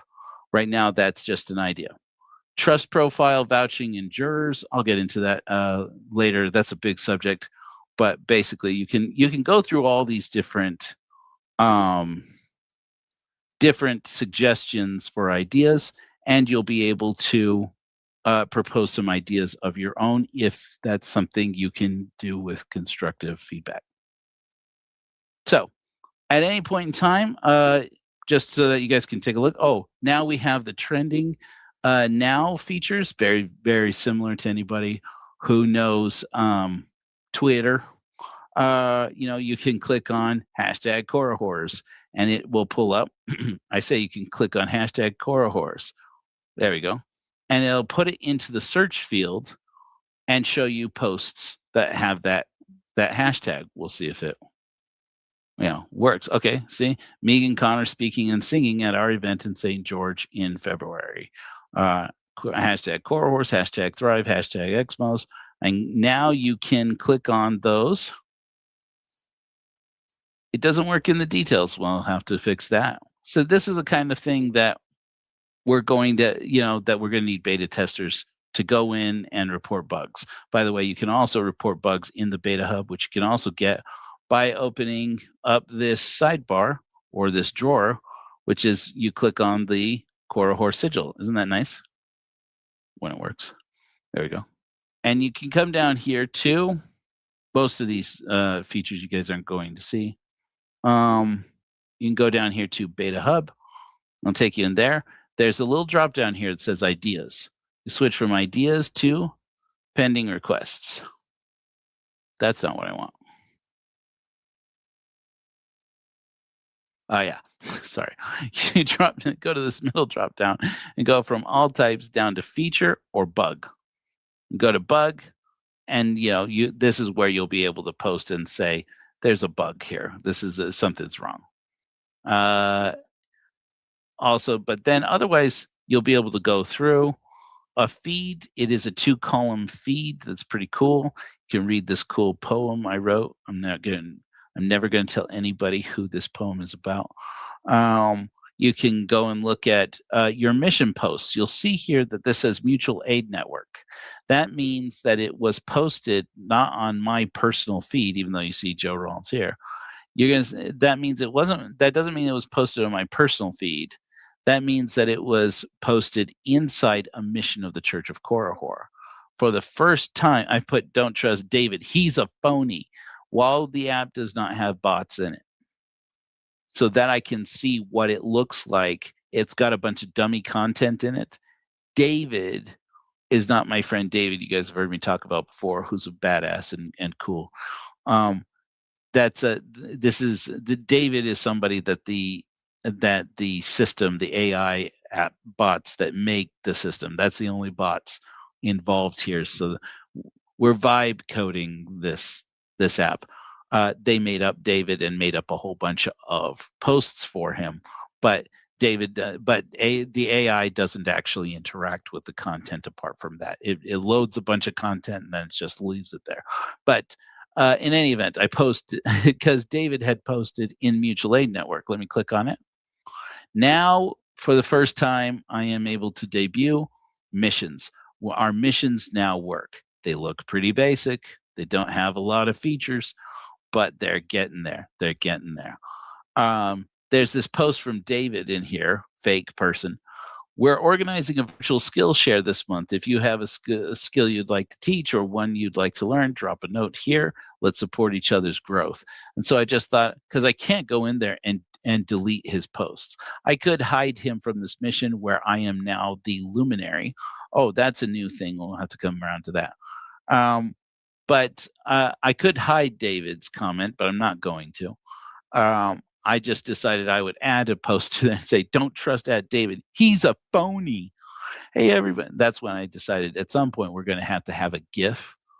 You guys use GIFs on everything. I'm like toxic on Facebook with the GIFs. And one of my favorites is the guy from Family Guy. And he's like, "Hey, this guy's a big phony. Look at everybody over here. This guy's a great big phony." He's a phony. David's a phony. In any event, so as I've featured before, there's 3 main screens of the Korihor app.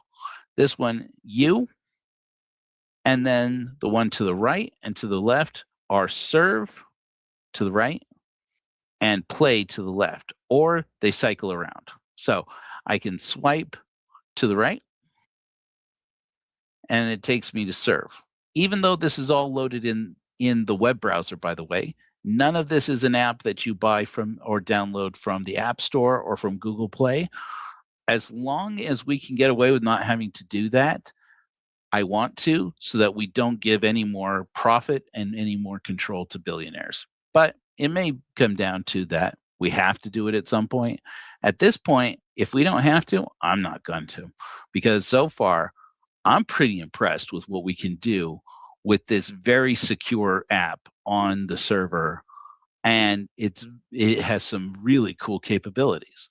So then I can go through and browse through all the different missions. I'm going to come back to this because the missions I mentioned earlier, it may be possible for us to help Americans and help each other to save a lot of money using missions. And I want to come back to that here in a bit. But basically, the missions of the Church of Korihor, these are our congregations.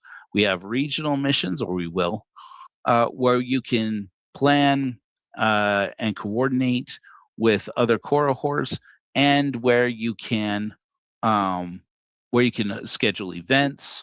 You can have a special divorce ceremony with the people in your area, where people can come out and support somebody who's going through the spiritual development that is part of leaving a marriage behind, whether that's in an angry way because you're leaving a bad, abusive, or toxic marriage, or a good constructive marriage, a good constructive way, and leaving on amicable terms. I'm grateful every day that the love of my life of 20 years and I just agreed, not without tears, not without heartache and sorrow, that for each other's benefit and for the well-being of the children, we would divorce. And and now we have a very good and healthy relationship. It's a strange thing. This trailer makes a lot of weird noises. Anyway, I can foresee one day somebody saying, you know what we need? We need a mission just for planning divorces, divorce ceremonies and rituals, and working out what how those look, and helping and supporting those people who are trying to get out of a bad or toxic relationship, who may be in danger, who may need who are trying to get their kids into a better situation. How do we give them emotional support? How do we rally around them in community? Another mission that I would like to see us build is going to be a housing, something I've talked about for the Church of Korihor since before we filed the paperwork in 2025. And this is one that's near and dear to my heart. I'm glad you guys are still here. I can't see your comments or see how many of you are here while I'm on the other screen. So hi, how's it going? When I started the Church of Korihor a little over a year ago, the first thing that I said to my beloved partner, Winter, who's here with me now in Virginia, who is trans, and I said to him, how big of a concern do you feel that it is that people who are trans are housing insecure? And he was like, really? He's like, it's like one of the main concerns for trans people. And I said, what if there were a church for godless people, somebody could have a mission in that church? If somebody were a clergy in the Church of Korihor, a person who is trans, or at least an ally, whoever that person may be, could take it upon them, if they felt that, for lack of a better term, calling, to organize what is effectively, without calling it that, an underground railroad of just moving trans people to places where they could be secure. We could have a nationwide network of safe houses where people can say, like, I have a cabin in Prescott. I have, I have another house, or I have an Airbnb that I run out of, I mainly know cities in the West, Malibu or whatever. If you're in crisis, contact me, let me know. Or or somebody can contact a luminary, which is what we call our missionaries, quote unquote, not people who go out to convert you to Korohorism, but people who do things like this. It could be somebody's part-time or full-time work just to support keeping trans people safe and keeping them sheltered. A lot of trans people and queer people right now are doing the van life thing. I noticed since I've started to pay closer attention, and since it's apparently become more common, a lot of people in the LGBTQIA plus affinity, identity, and or orientation, etc., are moving into their vehicles. So that, not just because they have no other choice, in some cases they have no other choice, but because they need to be able to move state to state as the laws change. And for those people, and having done the van life thing and been effectively unsheltered myself since my divorce, which is very recently, and among unsheltered people, I'm perhaps the most fortunate because I have a roof over my head pretty much everywhere I go, but have spent some nights out on the road in a van that was provided for me generously by family. I know what it's like to go 3 or 4 days without a shower and recognize in every moment that you have not showered in 3 or 4 days. And how it is the first night that you're in a warm bed having showered. Hello? Okay, there's somebody there. Hello? Weird. Guys, I recant and rejoin Mormonism. I rejoin, Jesus. Jesus, are you there? All right, fuck off then. And I think that there's animals.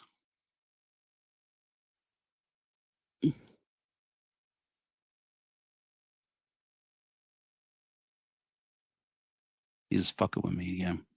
I love it when he does that. You guys ever watch Fleabag? One day there will be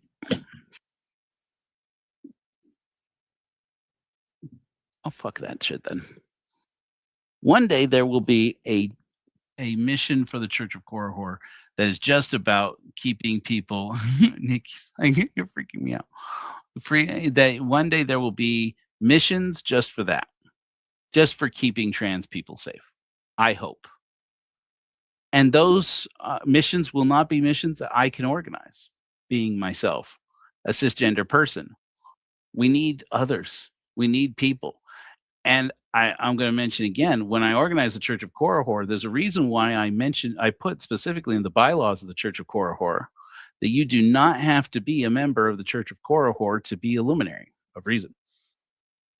You do for being a herald, but that's a very different thing.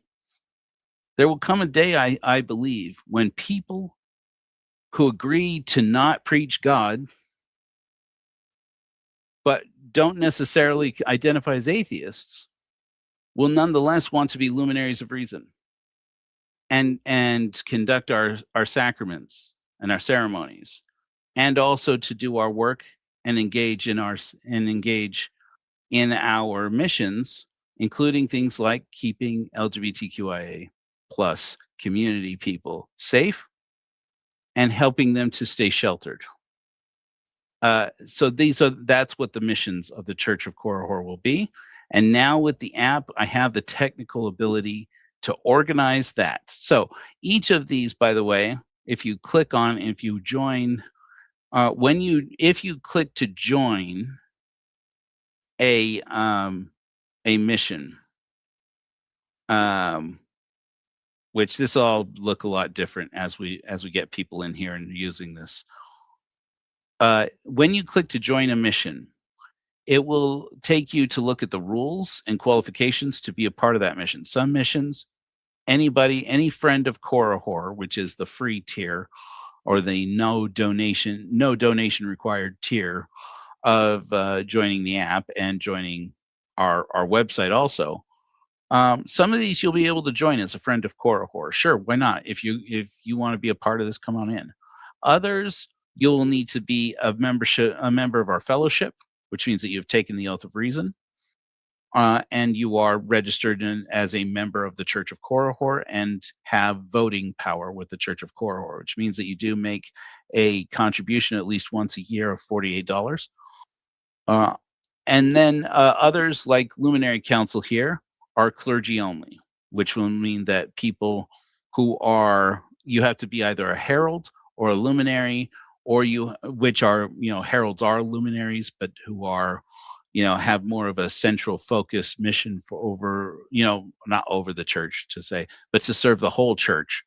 And then, or people who are in training to become luminaries.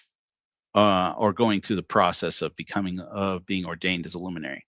And then you will have a VIP mission. What does that look like? Again, I don't know yet.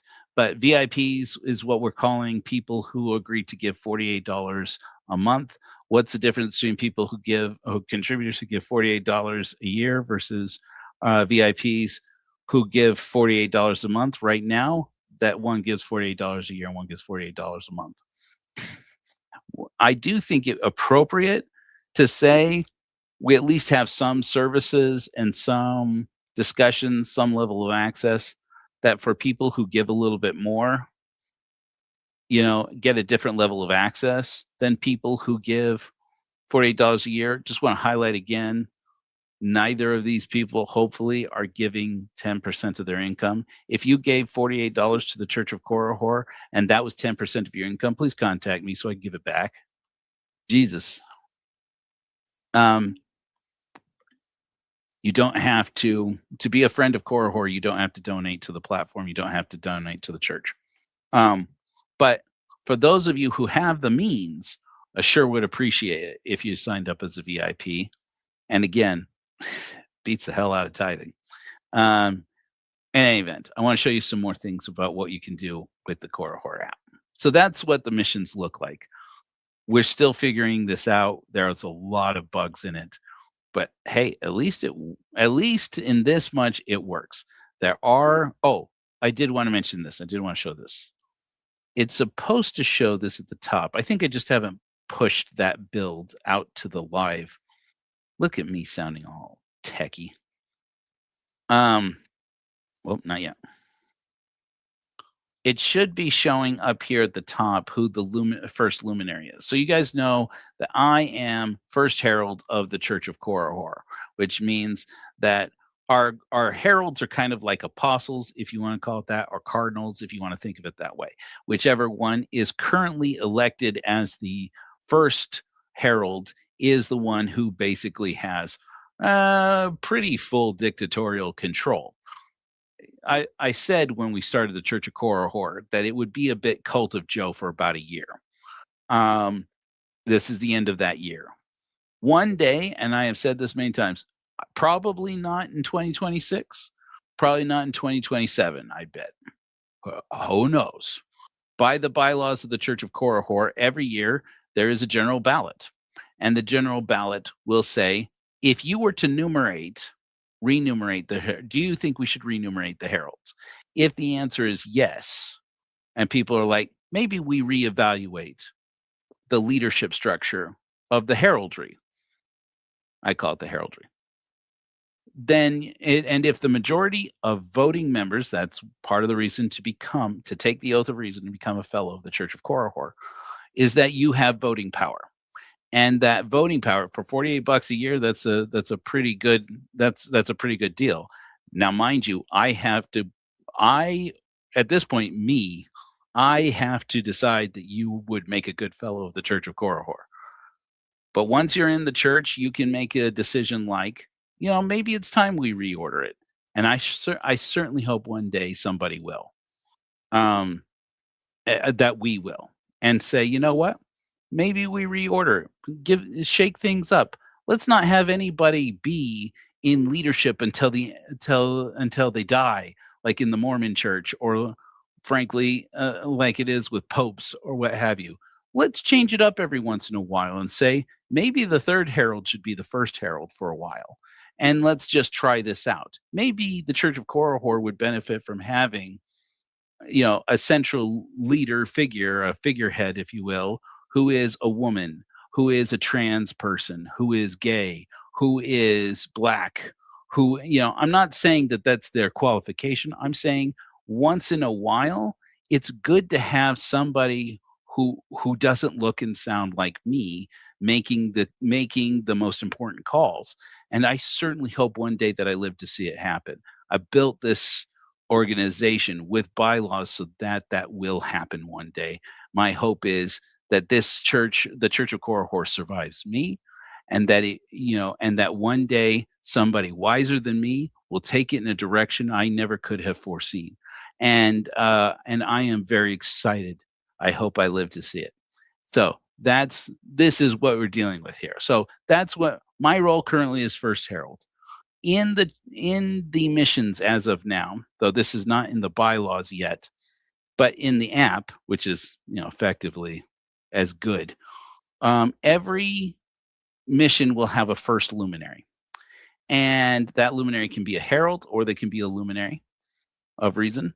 Heralds are luminaries as well, and then it can also, that first luminary can also ordain.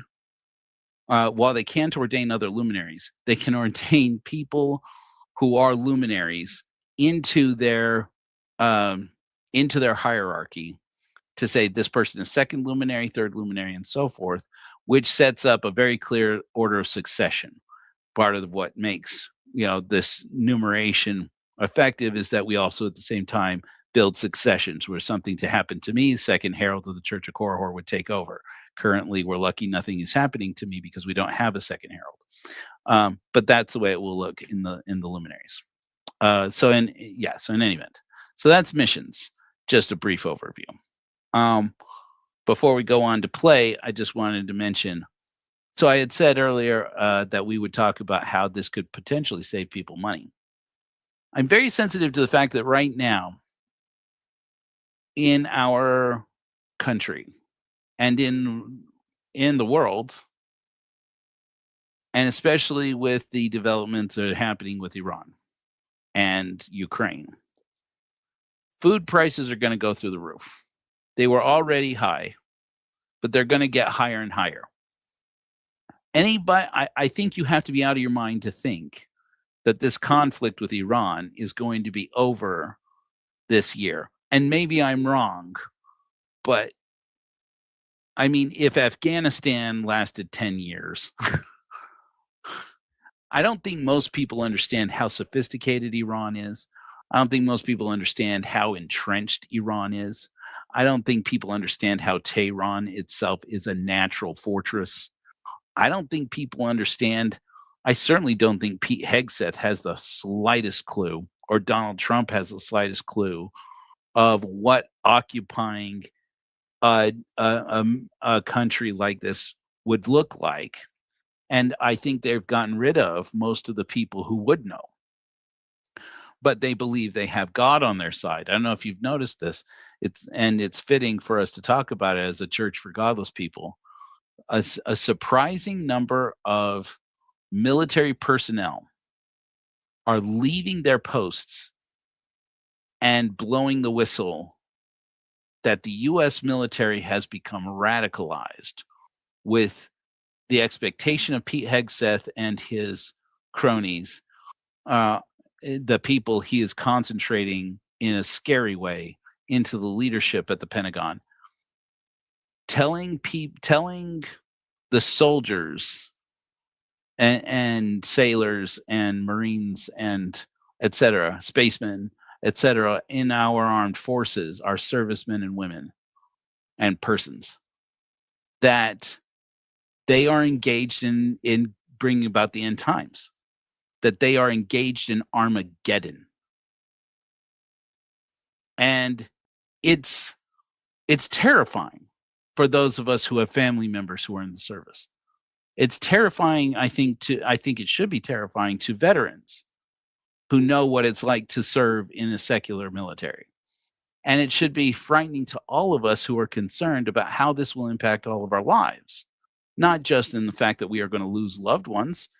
And Donald Trump has stated from the beginning, in frankly, a little lackluster of a way for what he was saying, that Americans will die in this conflict. And already they are. Not nearly as many. Yes, they're doling out death on the Iranian people.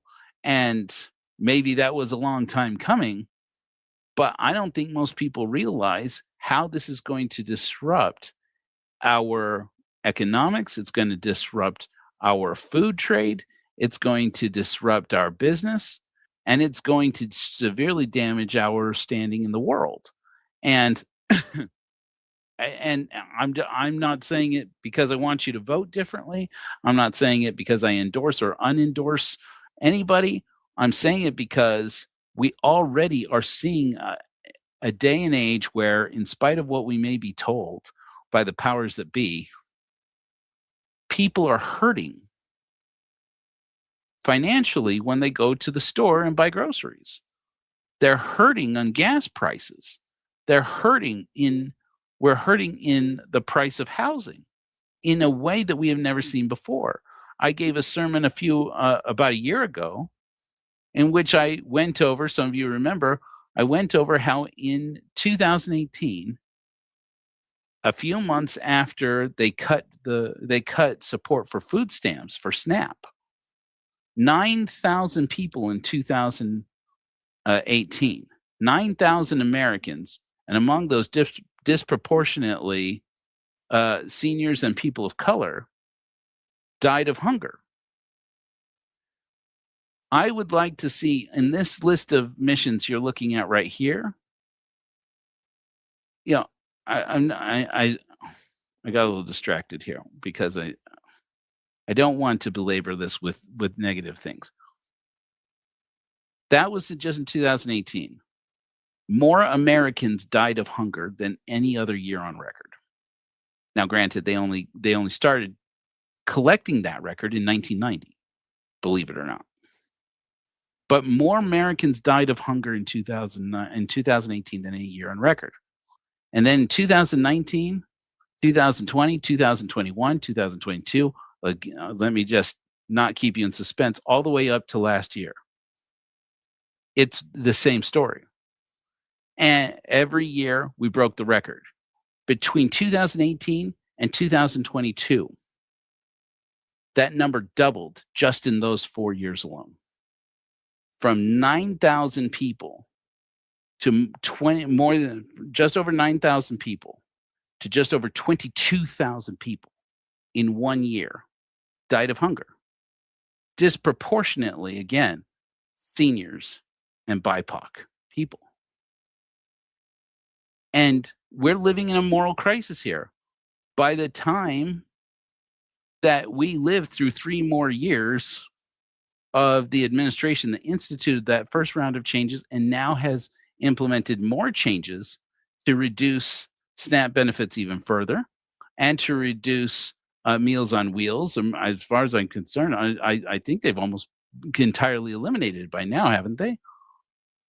I mean, we're seeing an extermination in real time. We are seeing a massacre in real time. And why bother rounding them up or deporting them, though that's also happening? Why bother rounding them up and forcing them into labor camps when you can just cut their SNAP benefits and you can remove people from the Social Security benefits rolls by just starving them? You can tell me that's not what's happening, but I have eyes. And then I predicted, unfortunately, prophetically, in 2000 last year, I said, just watch and see how long it is in 2025 in this new administration, how long it is before the government orders the CDC to stop publishing how many people in this country are dying of hunger. And it was about 5 weeks later that exactly that very thing happened. In any event, here's where I said, we need missions. We need missions that are just about helping Americans to be able to afford their groceries. It's going to become increasingly critical. And the way to make that happen, I'm convinced, besides mutual aid, because all of these groups will be able to work together with mutual aid groups and endorse partnerships with other mutual aid groups, so that if you are in a season of plenty and you're able to give food, blankets, money, fuel, whatever is necessary, training, whatever thing becomes needful in your community, and especially among immigrants, especially among LGBTQIA plus, and especially among people of color, especially among people who are differently abled. You'll see ads in the mission that you work for, or that you joined. Because you're in that mission, every time you're in your You page, you will see these little ads pop up. I call them caring posts, because of course they're not ads, because nobody's paying for them. Nobody is paying. We will never sell space on this app, period. Instead, what you will find is that a caring post like this one may say, this is Janine. She has 2 small children. And she's in an abusive marriage. If you could and here's a fundraising bar. I'm going to make a few samples of what that looks like. In theory, we can already do this, and here's a fundraising bar. We're looking to raise $1,500 for Janine so that she can get into an apartment, so she can put down a security deposit. Or this is Emily, or this is Jack, or this is, whomever. And they are in this bad situation. You'll also see caring posts like this that are like Sumac, which is the first of the mutual aid groups that we're partnering with, and saying Southern Utah Mutual Aid Coalition is, collecting dry foodstuffs that they can take around to immigrants in Southern Utah right now who are unable to go out to work because it's cold out there, shall we say.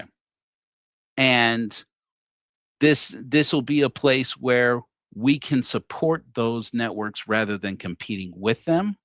And where mutual aid doesn't exist, or where people are far from mutual aid and need individualized help, they can join the app and they can talk to a luminary or a herald, and say, I'd like to ask for some help. And it may be that it's not a request for you to just donate or give a gift to that person, because if you give directly to them, we'll certainly, for the right person who needs help and needs it fast. I am not against in any way putting that person's Venmo, a button to that person's Venmo, and saying, look, don't give it to the church, just give it to them. Just give it to them. Also, but there will certainly be some who will have Etsy shops. There will be some who have eBay stores. And I am very excited to see that one day this will be the place where you never see an ad for Geico Insurance. You never see an ad for another dating site. You're never going to see an ad for any of that. What you're going to find are the people you want to connect with, and people who are in need and opportunities to serve. Maybe it's not money. Maybe it's not even resources. Maybe it is a little emotional support. Could somebody hey, I'm trying to lose weight and I'm putting my story online. If I were to put this story on Facebook, or Twitter, I would get unending amounts of hate for it, going, yeah, well, fatty, you blah, blah, blah, blah, blah. But here on the Korihor app, we don't do that.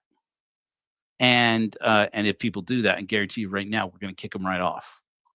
And we verify absolutely everybody who ends up on this. Every person who ends up on this app is going to be verified by somebody on the app, either with their photo ID or because they are a person known to that person.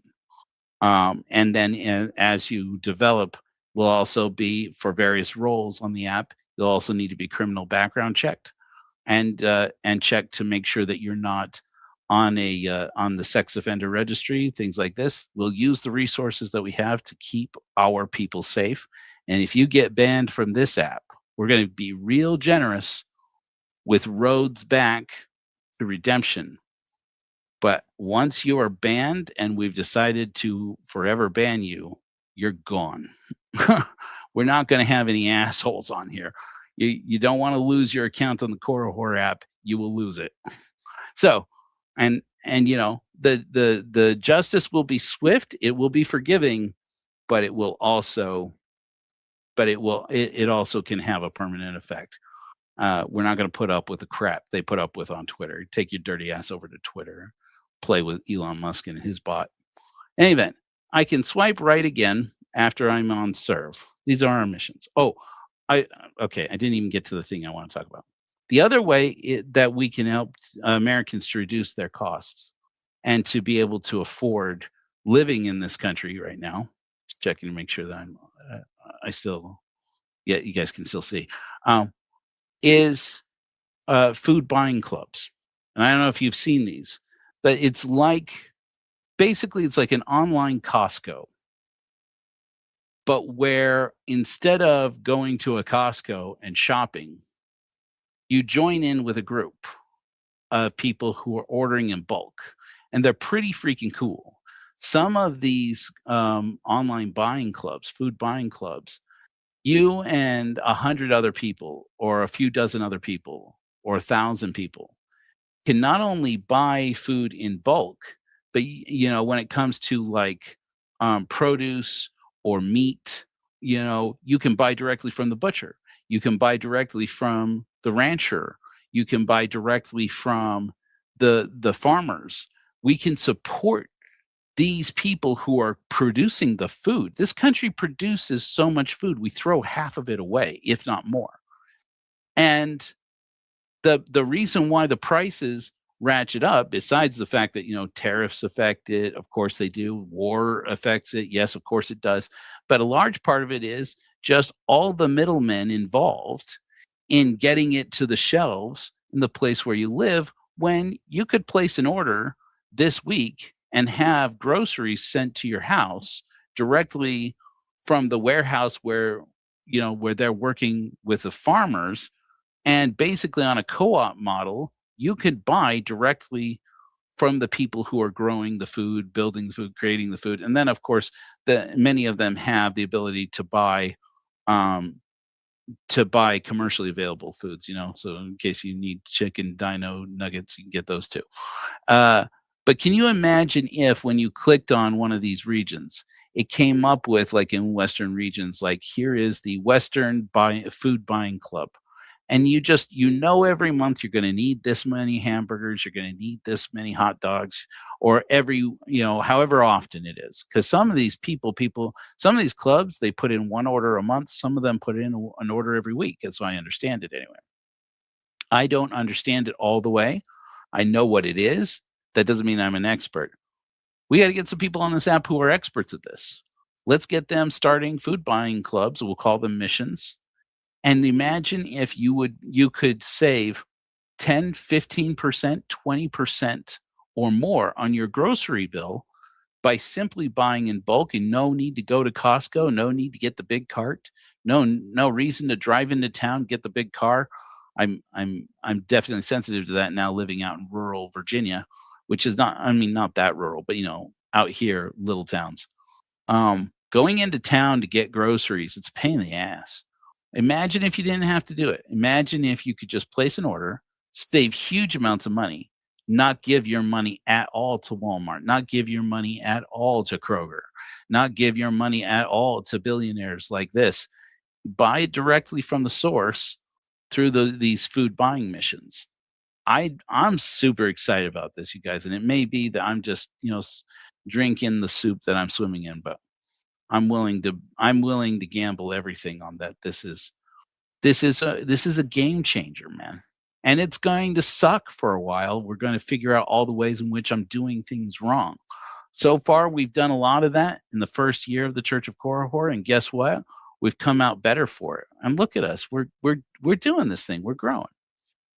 If you swipe right again, you get to the play. Just checking to make sure that there aren't comments here that are bad.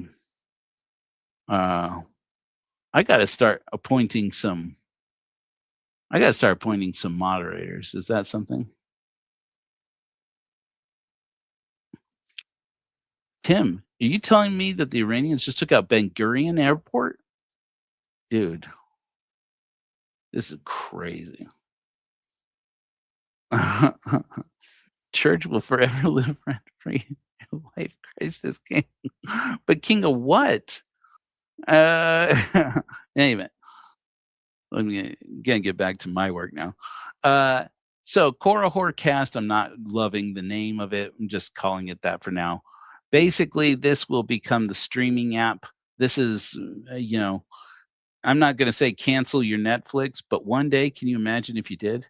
For now, once we get this up and running here, which will be in the next couple of weeks, this will be where we post godless sermons. One day in the near future, you'll log into the app to watch the live sermons. Probably one day, probably closer in the future than you think. We'll stop broadcast. Maybe we'll stop doing live broadcasts here on YouTube, and we'll do them all in the app. I'm just saying, I'm just throwing it out there just in case. I want to know what people think. Would you do it just for that, just to have that in there? But also a comprehensive library where you can watch cool documentaries. Where I would love to have something kind of like what they have at Angel Studios. Don't judge me too quickly, but the Angel Studios has their dry comedy bar, which is somewhat popular. And it makes sense. They find some comedians who are willing to not work blue, which is how you say not use swears and dirty jokes, who can come out and are willing to make a little extra money by entertaining a bunch of Mormons without telling them dirty jokes. Personally, I think they walk pretty close to the line for what they do, but kudos to them. It makes sense. I've said this for a long time. This is what Angel Studios should have been doing from the beginning when they were VidAngel, but whatever. They come around to it. I'm not saying they did it for me. I'm saying we want people. What if we could discover the next Taylor Tomlinson? What if we could discover the next Eddie Murphy? What if we could discover the next John Marco? And they can work as blue as they freaking want. And get real comedy specials in here. That would be so cool and way cheaper than producing original television series. That being said, can you imagine a day 5, 6, 7 years from now, 10 years from now, where all the shows you love on Netflix, all the shows you love on Amazon, if you do, or Apple TV, or Apple, I mean, what if one day we could just produce our own? We can make our own stuff. I think it'd be great. But I'm even more excited about tables, which I'm certain will come up. That one will come very soon. I think sometime over the summer, we will start launching tables, which is basically a series of games, community games, where you can start a table. And as soon as you have a table, you can invite specific players. You can send a link in your favorite, instant messaging app or an email or something. Say, hey, I've got a table open right now on Korihor. Head on over to the app, and you can join in and play. Or you can just launch it and say, I'm bored, I'm lonely, and want to hang out with some friends. And you can just post it onto the U feed and just open it up to everybody who's on the app right now. And now basically the U feed becomes like like a lobby. And people will see a tile on here that says, hey, so-and-so has a table open right now, and they're going to play a game. And you'll be able to click on it and say, cool, I could, I want to make some friends and play a game and have a good time. And you'll be able to go and join somebody's table. Other people at some point will have some that allow an audience. So people will be able to get on and they'll be able to comment as everybody's playing. I'd also like to see us create a live video feed element in there. I'm working on the tech, and anybody, again, I need some tech smart people to be beta testers so that I can run some ideas past you. I've already got some that have agreed to be on the app. I need to get a community of people who are patient and cool and innovative and recognize that we are a poor church to get on this app, but have some technical know-how to get on the app and say, with this framework or with that technology, you could do something pretty cool with this, and I'd like to help, and or at the least give us good advice. But wouldn't it be cool? Wouldn't it be cool if you could if you could see a table that's going up? And I always think of, when I imagine, I think of Latter Daily Digest. I don't know if any of you guys are still here. Tim, I know it's late. Believe you me, it's 2:30 here. But I'm just so excited about this. I'm so stoked about this. And my Adderall may or may not have dropped in the last half hour. But I think one day Gene and Tim and me and maybe Megan and Connor, those of you who don't know who these people are, I'm sorry. Maybe a bunch of us, Kim, Nikki, maybe a bunch of us will get on and play a Family Feud style game, or a Hollywood Squares style game, or a Clue based game, something similar to Monopoly or something like that. And we'll say, look, you can watch the board and weigh in with the comments, or click the feed and just watch us play live on video, and people will be able to click on it instead of commenting here on YouTube or Vimeo or wherever it is. You comment right here in the app, and the app is it is your live video feed, and we could play all sorts of games and have all sorts of fun. I think it would be great. Then, of course, a library. We'll have the whole Korihor canon in here, and I would love to see if we can get some samples of books for people in our community who are having a hard time, who would otherwise have a hard time promoting on Facebook. I don't know if you've ever written a book. I have, and let me tell you, the Paul brothers. What are you saying? What are you saying there, Meryl? Yeah. Angel Studios they're in the Matrix. I'll say it that much. Okay. Neil Harmon, it's suspect. I'm just saying, Neil Harmon. Angel Studios is suspicious. In any event,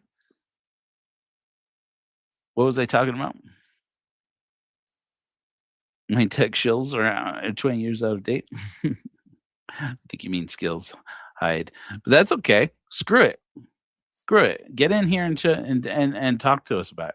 I would love to get Hyde on this app, man. It'd be so great to have some of the coolest people on this app. What was I saying? We were talking about the tables and libraries. Oh, yeah. I don't know if you've ever written a book. I have.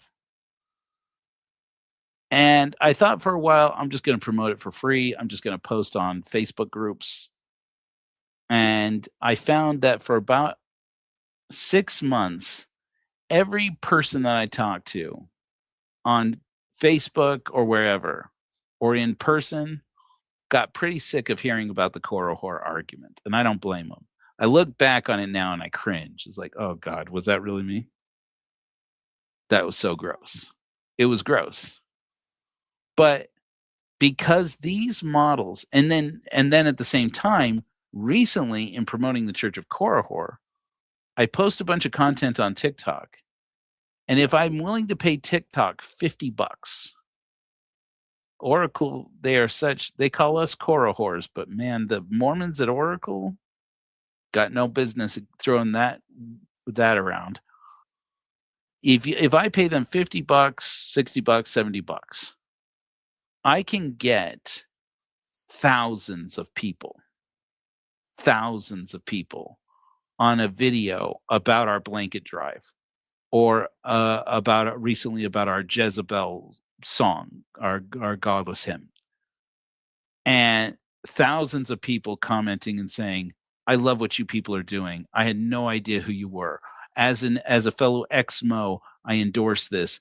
I don't know why this is a church, but I love it. I'm an atheist or agnostic, and I love this. I'm not an atheist or agnostic, but I love what you're doing."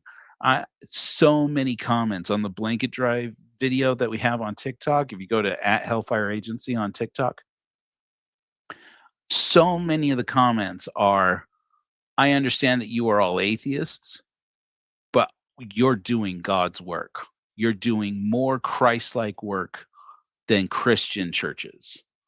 And, and then of course there's always going to be the troll or two. But I mean, Christian trolls generally are fairly easy to abide. Generally, you guys are out there, I'm sure. Be cool. But anyways, yeah, I'm not sure why you're saying the Paul brothers. I know who the Latter-day Saints are. I know who the Paul brothers are. I don't know what you're telling me about them, but they are trouble, man. Those guys talk about white supremacists. But I tell you, at the same time, I think they know what they're getting an inkling of what they are.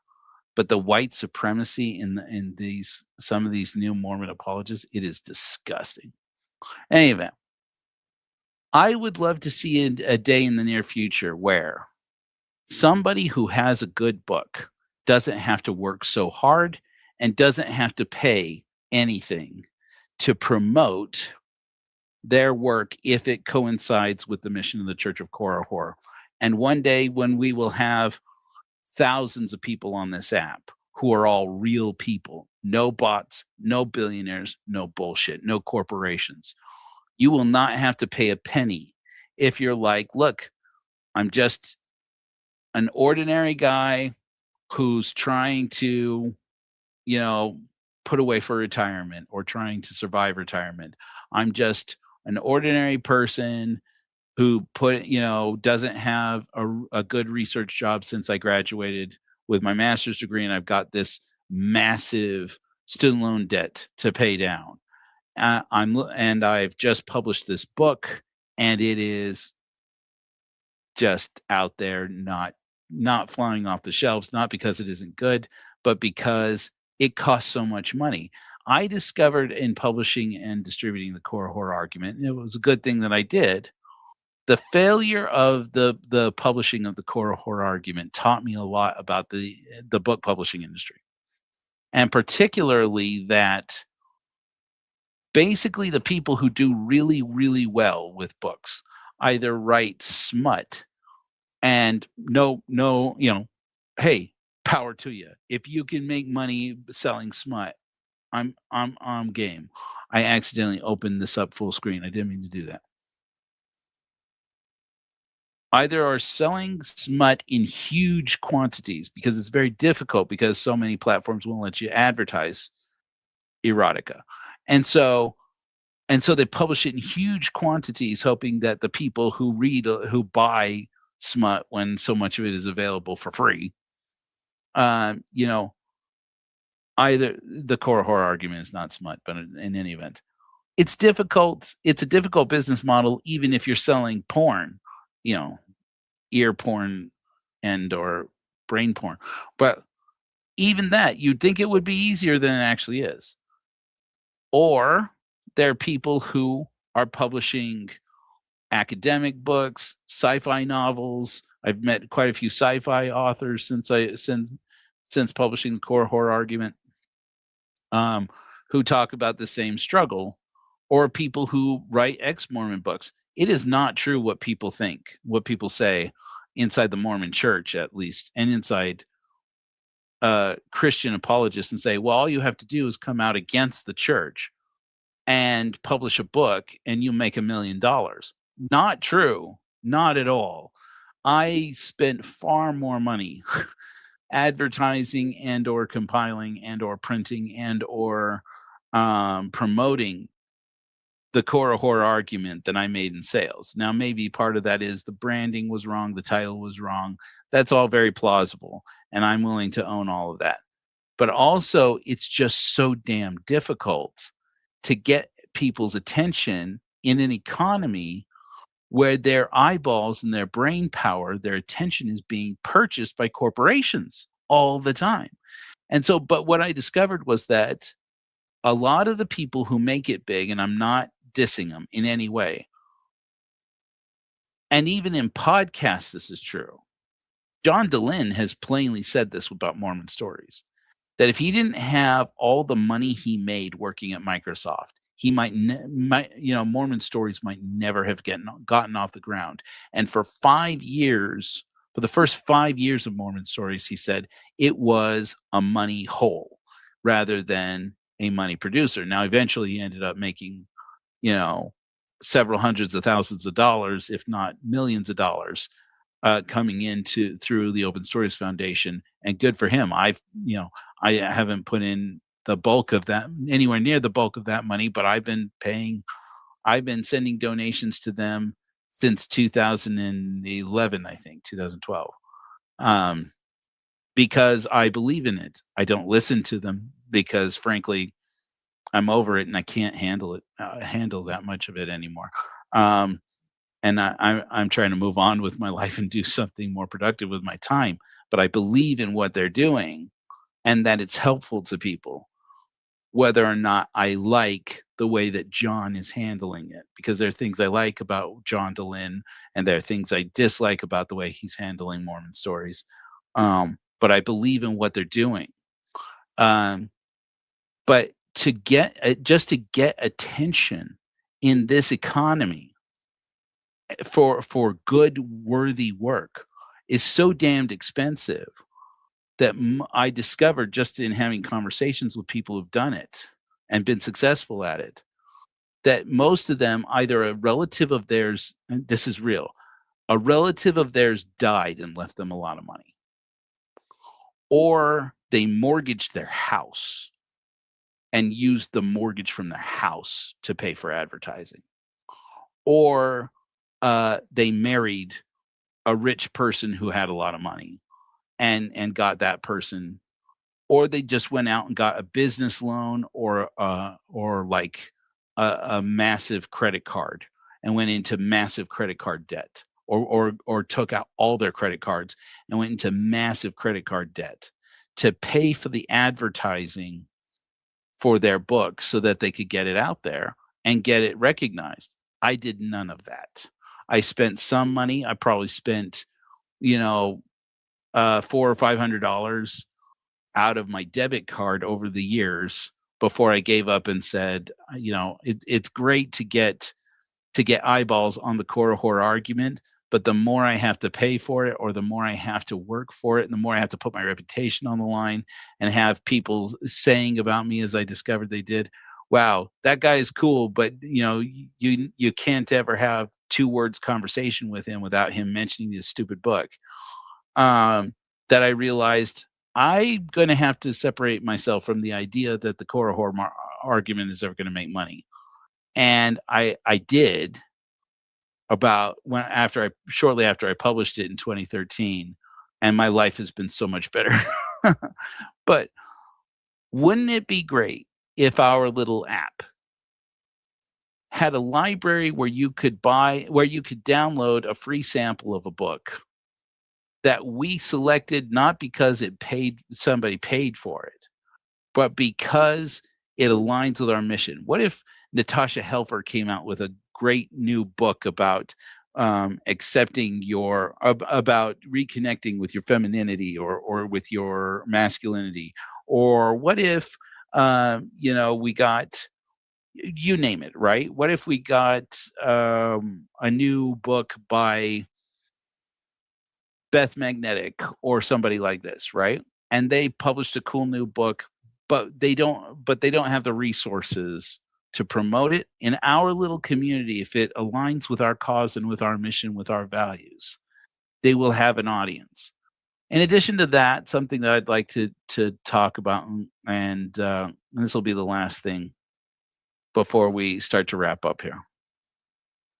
I foresee, I talked a little bit about this. By the way, this is a pretty good book, by the way. I put this as a recommendation on it. It's just a screen capture of a book that I've been listening to. I haven't been listening to it. Well, anyways, I've been listening to it off and on. It's called Existential Kink, and it's pretty freaking cool. I listen to a lot of sex-themed books because I think that the future of the development of a lot of spiritual development in godless spirituality will ultimately see a fusion of sexuality, gender, and existentialism, because these are such important developments. It's such an important development in a person's life to recognize not only is gender fluid, not only is sexuality fluid, not only is gender identity and expression fluid from one person to another, but it's fluid throughout your life. And that what we think of now as being trans or queer or gay is really just the early development of understanding the ebb and flow of the natural course of our lives, and understanding what that has to do with the central theme of godless spirituality for me, which is existentialism, and understanding the question of what does it mean to be alive in a world where that's optional. You don't have to be here. And this book was really, so far, has been very, very good. I've been very impressed with it. But imagine if, this is just a screenshot of my Audible. But imagine if, and I'm not sure how we're going to do this yet in terms of the tech, but we have I think there's some really good options out there, some really interesting options. Imagine if there were a podcast aggregator here, if we had like a podcast tuner. Right now, I'm seeing something like a dial where you can filter through what you want to listen to while you're on the app. And you'll be able to watch videos at some point, at least videos from the Church of Korihor, though I would like to see us move to live streams at some point, and also short videos, something like YouTube Shorts or TikToks. Let's say 5 minutes or less. And to start anyway, but generally speaking, as you're going through all these images and text posts and things, you'll be able to scroll through different podcasts that align with the church's values. And small-time creators, not the big podcasts with big corporations behind them and things, and big book publishers and crap behind them, just little guys who are on our app, who come to us, and say, I'm not a big time creator, but I'm doing good work, important work here. I would love it if you could make my podcast available as people are scrolling through the Korihor app. We'll put their podcast up here. And one of those could be a book. I'm calling, how you have like BookTube and Book Talk? I've been calling it Bookahor. Hey, here you go. One post. Yeah, Bookahor. What if every club, every group, every theme in the Korihor app ended in a whore? I don't know. I'm just playing with it at this point.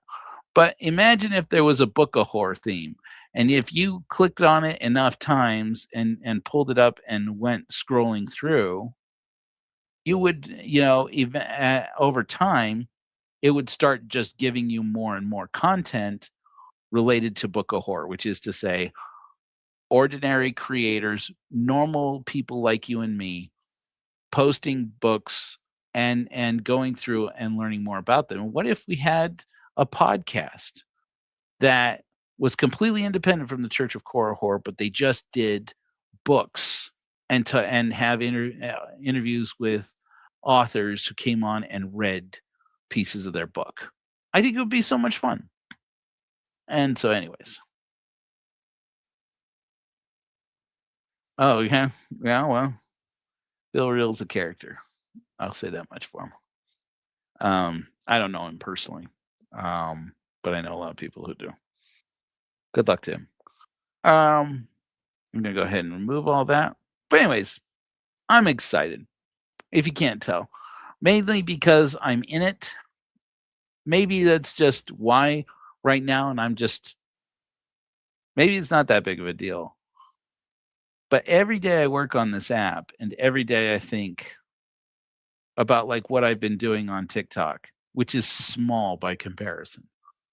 But on TikTok, I've been reposting to my 6,000 followers, a little less, about people who are in need of a job or people who are in need of a little bit of money so that they can get their husband or wife out of ICE detention. Or people who could use a little bit of help to get, $5 or whatever. If enough of us gave a few bucks to help this person. There was a woman who was stuck in New Zealand, and she'd gone there she'd gotten a bad deal on a job that she'd been promised, and the job fell through, and she was stuck in New Zealand and had no support system out there.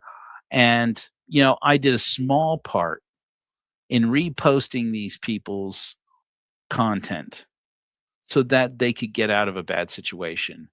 And in several of the instances of these people, in part because Korihors on TikTok gave them $5, I'm sure, because several of you did, and I'm grateful that I can post stuff like that, and you guys we can help somebody out. And I myself have donated to quite a few of these people. $1 here, $5 there, and it adds up, and it makes a huge difference. And I think, but we have to pay with our eyeballs or with our wallets for the privilege of having a place where people can post that they need help.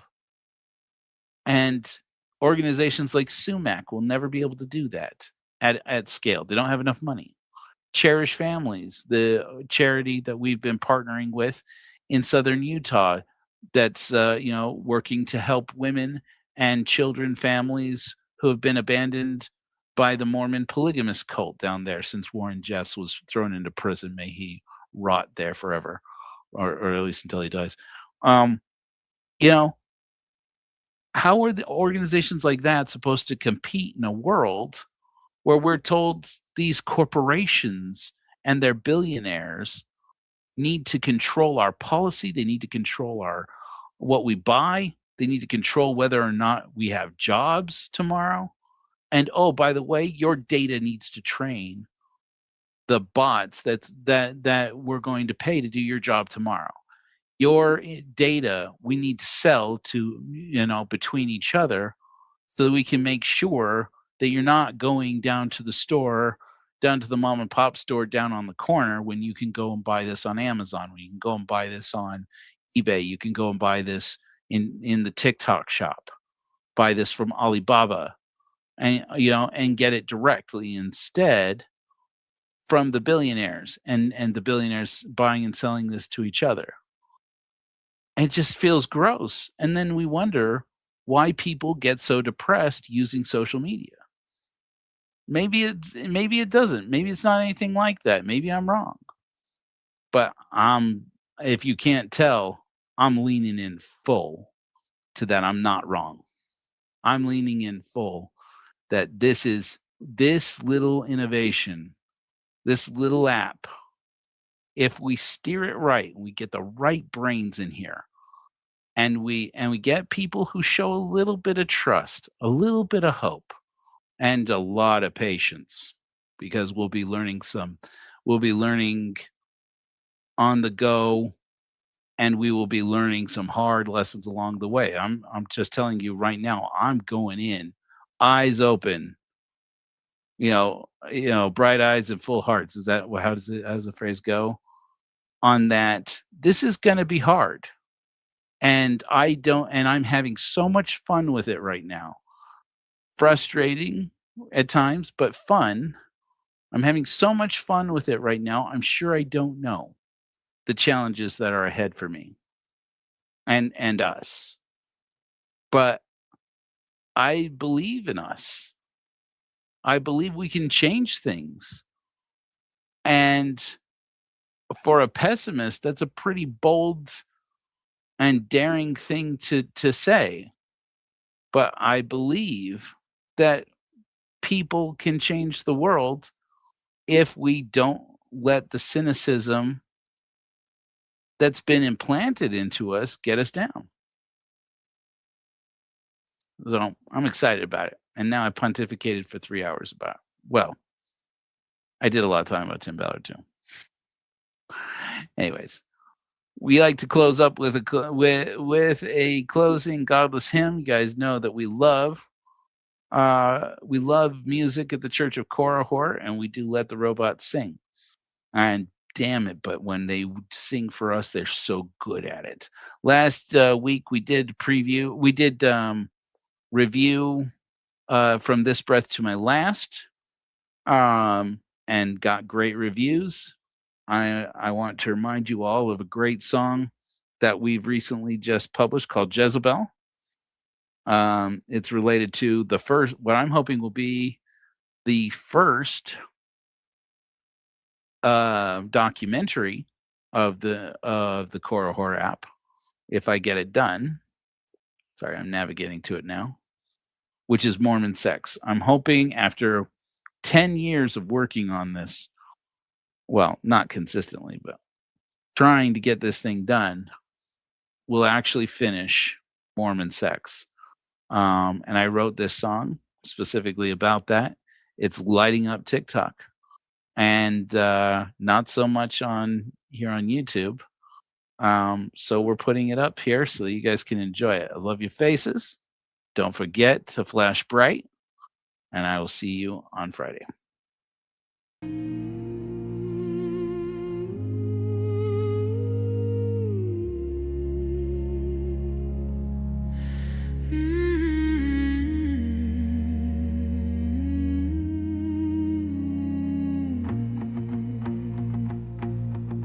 You called me Lilith, my mother Eve, blamed with Delilah, christened the child I grieve. If you finally call me, I won't carry your shame. Sin next to murder, from which you were saved. Gave me a new name. You shielded my pride, covered my shoulders, veiled me with your light. Do I hear you calling? Do I